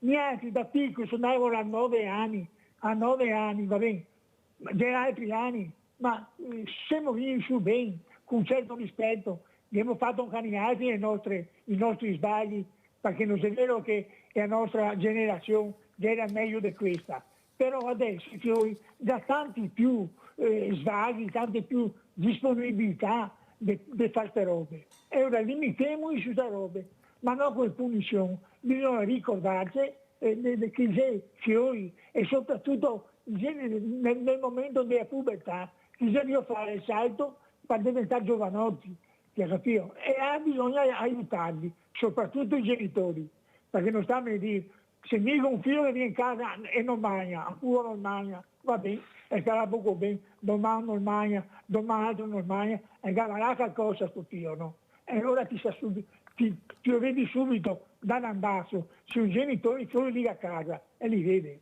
E dopo c'è tanto volontariato, tanta gente che sarebbe disposti a aiutarli, purtroppo non vuole farsi aiutare. No, qualcuno non vuole, no, Ori, qualcun altro non vuole. Dividi e ti impera, caro mio. Grazie, Rinaldo, devo correre. Comunque, prego, Sartorato. Sì, allora le attività di natura preventiva ci sono, esistono e in qualche modo aumentano. Rimane il concetto che il volontariato è una risorsa estremamente importante e quindi l'appello a chi ha delle abilità di natura artigianale piuttosto che della musica, come si parlava precedentemente, insomma le comunità non sono più le comunità degli anni '80 chiuse dove non si può entrare, si può entrare, si può visitare, si può sperimentare il volontariato, si possono insegnare mestieri, hobby, attività. Ecco, credo che nella salute mentale lo si fa da tempo, perché il tempo libero della salute mentale, ad esempio, è un aspetto molto importante e lo si cura attraverso tutte azioni di questo tipo, dove il tempo viene occupato in maniera sana e adeguato attraverso lo yoga, piuttosto che lo sport, piuttosto che altre attività. Ecco, mi sembra che l'esempio della musica è un esempio che si può fare, soprattutto se è utilizzata di gruppo, e quindi questa cosa è una passione che aiuta e sostiene come tante altre passioni che ci sono nella nostra vita. Ma è quello che però rimane, come dice giustamente Rinaldo, chissà quante persone potrebbero aiutare, quante associazioni potrebbero aiutare, ma invece ci si divide sempre di più. Ci si divide perché politicamente, anche a livello territoriale, i conti devono tornare per qualcuno ed è la visibilità del politico. Allora, se questa associazione mi dà visibilità, io la supporto. Non me ne frega niente dove andrà a parare, però mi darà visibilità, tanto è vero che poi vediamo loro, non vediamo né i ragazzi, né i genitori, neppure gli educatori, che si vantano di questi poi fiori all'occhiello che si mettono, senza pensare che poi quella fragilità che con tanta fatica siamo riusciti magari a cercare di capire non viene minimamente ascoltata. Non è il bene del ragazzo, è la visibilità del politico che decide di investire o meno. Qua ci siamo, Presidente, inutile che ce la giriamo. Perciò queste grida di aiuto non vengono ascoltate perché hanno deciso di dirottare i soldi da un'altra parte. Io mi ricordo quando ho aperto Villa Margherita inclusiva, proprio per cercare di far capire l'importanza dell'inclusività, questa parola magica ma pochissimo usata, della parola comunità magica ma poco usata, perché all'improvviso si sono accorti che forse non avrebbero avuto visibilità e sono andati a parare da un'altra parte. Io continuo per la mia strada, nessun problema, siamo più di 40 associazioni che abbiamo deciso di cercare di aiutare la fragilità, di fare comunità, ma quello che volevo dire a qualche politico, guardi, voi continuate a non investire, ma noi resisteremo e voi passerete, perché prima o dopo i conti torneranno. E i conti torneranno a nostro favore, perché noi ci saremo e voi invece andrete a casa. Prima o dopo succederà. Basta fare come i cinesi, sedersi sulla sponda e aspettare che passino. Prima o dopo succederà questo, perché è un giovane che sta chiedendo aiuto e noi ci siamo. Siamo 7.000 associazioni di volontariato. Se riuscissimo a capire di metterci assieme e di fare squadra invece di guardare il campanile, noi veramente daremo un giro di vite all'Italia che voi non avete idea. Il problema è che hanno paura anche il mondo del volontariato di perdere la poltrona, di non avere più la poltrona. Bianchi, cosa dice lei? Lei che suona questi strumenti magici, questa musica soave, che però il politico non arriva perché vuole una musica forte, una musica sempre più rock. Lo sappiamo come è fatta anche la politica, in mezzo c'è di tutto anche là e non dobbiamo neanche demonizzarla troppo, perché ci sono anche delle brave persone anche lì, ma sa, la perfezione non è di questo mondo. Un sacerdote mi ha detto una frase che conosciamo tutti: di perfetto a questo mondo c'è soltanto il Padre Eterno che è in cielo. Allora, una cosa volevo dire, che rettificare un attimo, non solo la musica potrebbe aiutare questi ragazzi a distogliere il pensiero da cose negative, ma anche la pittura. E forse un ninino, un petto, come si dice, dietro Veneto, ogni tanto sbriscia dietro Veneto, è la mia ragione. Allora, anche la pittura coinvolge, però la musica è più emotiva, la musica ti prende dentro il cuore, diciamo, se una persona ha un minimo di sensibilità, però lo vorrei sottovalutare la grande arte della pittura, ecco, trovare delle persone adatte a questi che si prestano, e magari, non so, pagare le spese, non so, senza che abbiano delle pretese che poi non sono realizzabili. E pittura, musica, tutto quello che è arte, una persona finché è in mezzo all'arte difficilmente, a meno che non sia ammalata, non sia così grave da mettere in primo piano le sue croci, i suoi problemi, altrimenti la musica distoglie molto dalle cose negative. Ecco, e anche la pittura, tutte queste cose. Non so se sono già state realizzate, io non ho mai sentito parlare, per la verità. Quindi meglio tardi che mai. Guardi Bianchi, mi dispiace, ma c'è questa cosa. Il problema è che forse non ho capito bene, oppure mi sono spiegata bene. Dividi e ti impera, Bianchi. Allora, se io faccio questa cosa e ti chiedo di supportarmi per dare benessere a queste figure, ma tu non investi in questa cosa, non andiamo da nessuna parte. Può essere la pittura, la musica, lo sport, può essere qualsiasi cosa, ma le sembra che facciano questo? Non mi dite mica Bianchi che non sa che ci sono associazioni che hanno cercato veramente di fare questo, ma che non sono state supportate. Lei mi parla di buoni politici, dove sono? Li ha visti lei? Mi faccia un elenco che li invito veramente e vediamo cosa hanno prodotto nel territorio. Lei sorride, io vorrei anche sentire cosa hanno prodotto, visto che abbiamo le idee chiare su quello che veramente ci servirebbe. Abbiamo Luciano da Desenzano, andiamo a Brescia adesso, vai Luciano.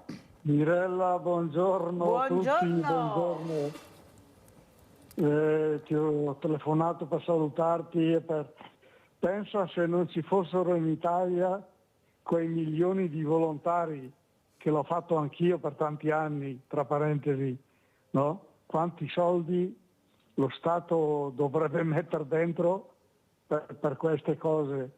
E dopo sulla droga, su queste cose, lo sai, io sono uno che lascia liberi tutti. Faccio piccoli esempi, Mirella. Avevo un collega di lavoro che non aveva macchina, neanche la bicicletta, perché abitava lì a 200 metri dall'ospedale. Lui spendeva 400-500 mila lire, adesso parliamo di euro, 400-500 euro al bar, per esempio. Io invece ho l'altro difetto che ho speso un sacco di soldi di macchine, ne ho cambiate 20 tra parentesi. Ognuno tra parentesi, voglio dire, deve fare quello che vuole, ma ci vuole un limite per per i drogati, quella gente lì. Mettiamo il caso delle ragazze lì che vanno incinta a rubare, no? Pick, come si dice la signora là di Venezia.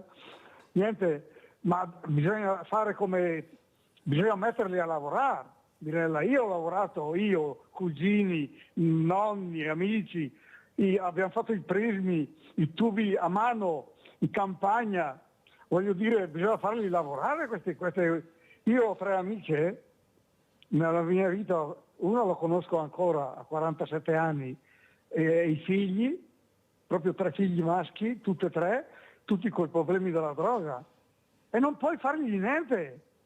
Quest'ultima voleva mandarlo qua a 20 km a Cavriana, a Mantova, che c'è un sito tipo San Patrignano, no? Ma lui non vuole andare, non lavora. Ma ci vorrebbe una Luciano, legge devo chiudere perché se no non riesco, siamo partiti tardi questa mattina perché avevate intasato il centralino dalle chiamate. Allora sentiamo come commenta. Grazie Luciano, sei stato chiaro. Comunque, ecco, bisognerebbe supportare, creare lavoro, dare possibilità di uscire da questo tunnel infernale. Allora cosa ci dice Sartorato? Come commenta la telefonata? E le parole che ha detto anche Bianchi? Allora, è evidente che nel momento in cui ci si approccia a una persona che abusa di sostanze ci sono delle difficoltà anche nell'aiutarla indubbiamente, e la disponibilità al cambiamento è una condizione sine qua non perché in qualche modo accada che la persona desidera di cambiare. È chiaro che il contesto che accerchia le persone che in qualche modo hanno bisogno di interrompere l'abuso di sostanze ha bisogno di fare la sua parte. Dall'altra parte il tema della giornata, che è il sostegno alle attività e qual è la comunità sulla quale noi vogliamo fare riferimento, se è una comunità inclusiva, se è una comunità solidale, se è una comunità dove le persone sono al centro, otteniamo certi risultati negli investimenti. Se invece andiamo verso altre forme di sostegno e di finanziamento, ecco che le leggi, i decreti regionali e gli indirizzi che si prendono sono di altra specie. A seconda di come vanno gli investimenti capiamo anche che tipo di comunità avremo nel nostro prossimo futuro. Bianchi, prego, come commenta? Questo signore qua mi pare che è molto chiaro nel parlare, sa esprimersi molto bene, e quindi, non so, vorrei avallare che io la penso come lui, insomma, è proprio così, e quindi la sfera di cristallo per risolvere i problemi non è che ce l'ha nessuno, però con la buona volontà, mettendosi insieme, io penso che con la buona volontà si può lasciare a livello embrionale, prima come pensiero e poi si può concretizzare. Però, come ha detto lei prima, tra il dire e il fare, purtroppo c'è sempre di mezzo il mare, c'è sempre qualche ostacolo, c'è sempre qualche...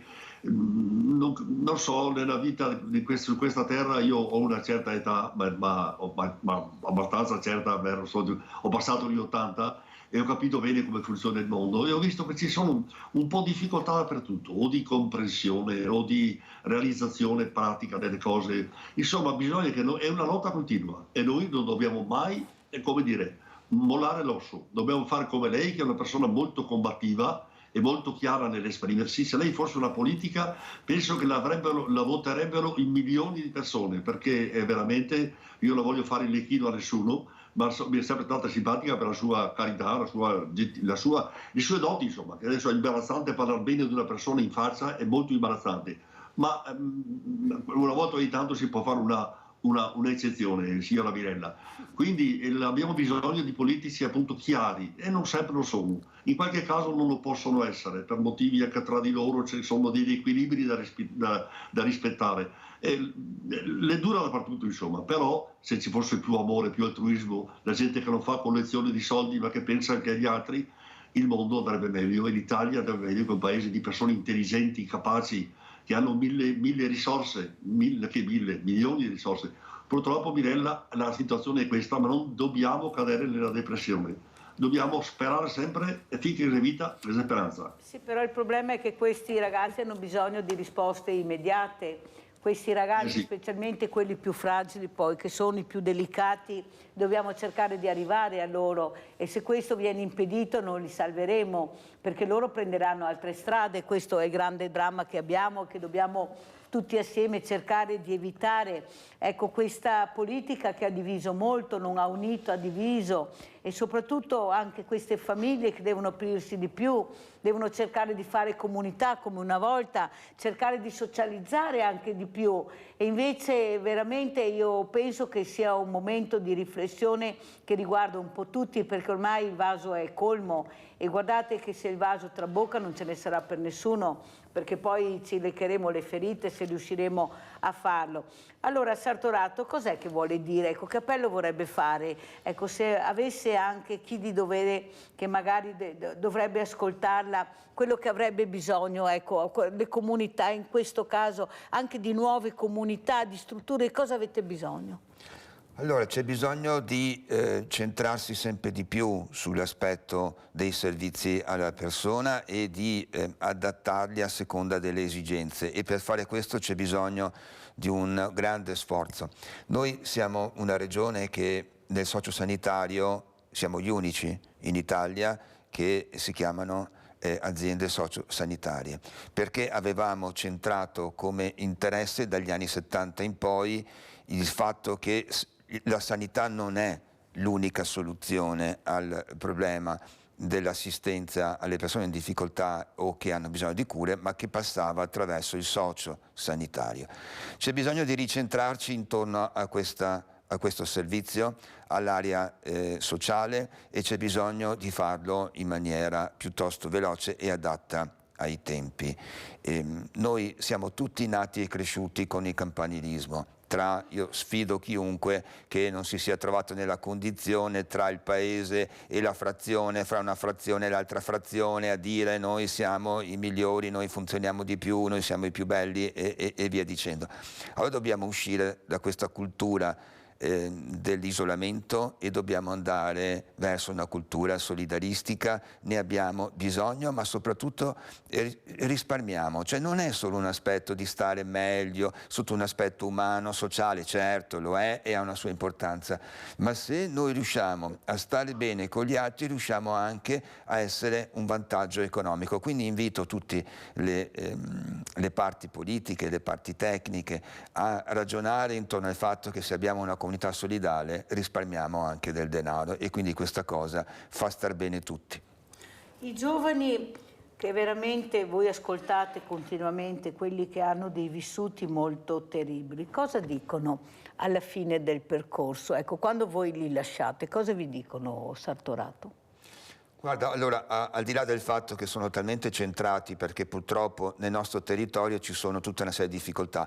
La prima è l'aspetto di un lavoro qualificante, la seconda, che poi diventa spesso la prima, è l'abitare. Noi abbiamo un problema enorme nella parte di trovare casa, anche a garanzia, anche con il sostegno dei servizi, anche con il sostegno delle singole organizzazioni, e spesso e volentieri le persone che vogliono rimettersi in gioco non trovano una casa. Abbiamo capito qual è il problema, avete sentito, ormai la puntata è terminata. Io ringrazio Giuliano Bianchi, autore di canzoni, che mi aveva mandato un testo ma mi aveva detto di non metterlo dopo perché anche lui vuole fare qualcosa in più, arrivare molto in alto, speriamo, glielo auguro. Grazie Giuliano Bianchi, grazie a Luca Sartorato, presidente CEIS Treviso, servizi per le dipendenze, servizio di pronta accoglienza. Grazie anche a voi stamattina tantissimi.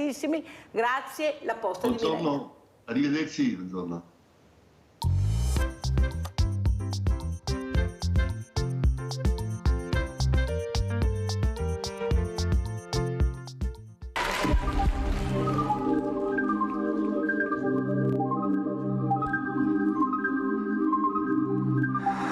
Мозг танцора сложный мозг, потому что там много очень происходит разных процессов, связанных и с музыкой как таковой, и с ритмом, и с положением тела в пространстве, с положением тела на данной сцене, по отношению к партнерам. Сложнейшие процессы в мозгу происходят.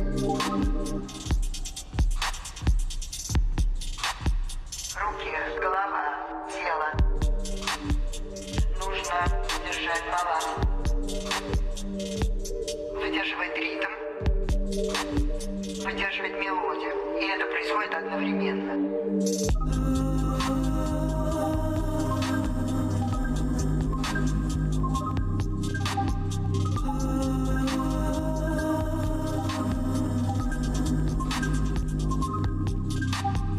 Сам мозг является собой такой музыкальный инструмент или даже саму музыку. Нельзя себя допустить до той точки, когда ты говоришь, все равно ничего не выходит.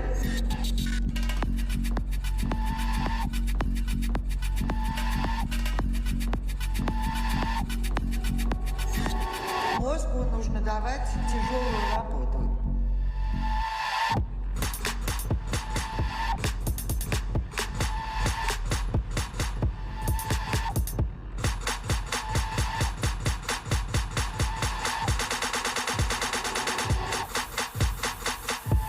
Мир не имеет границ.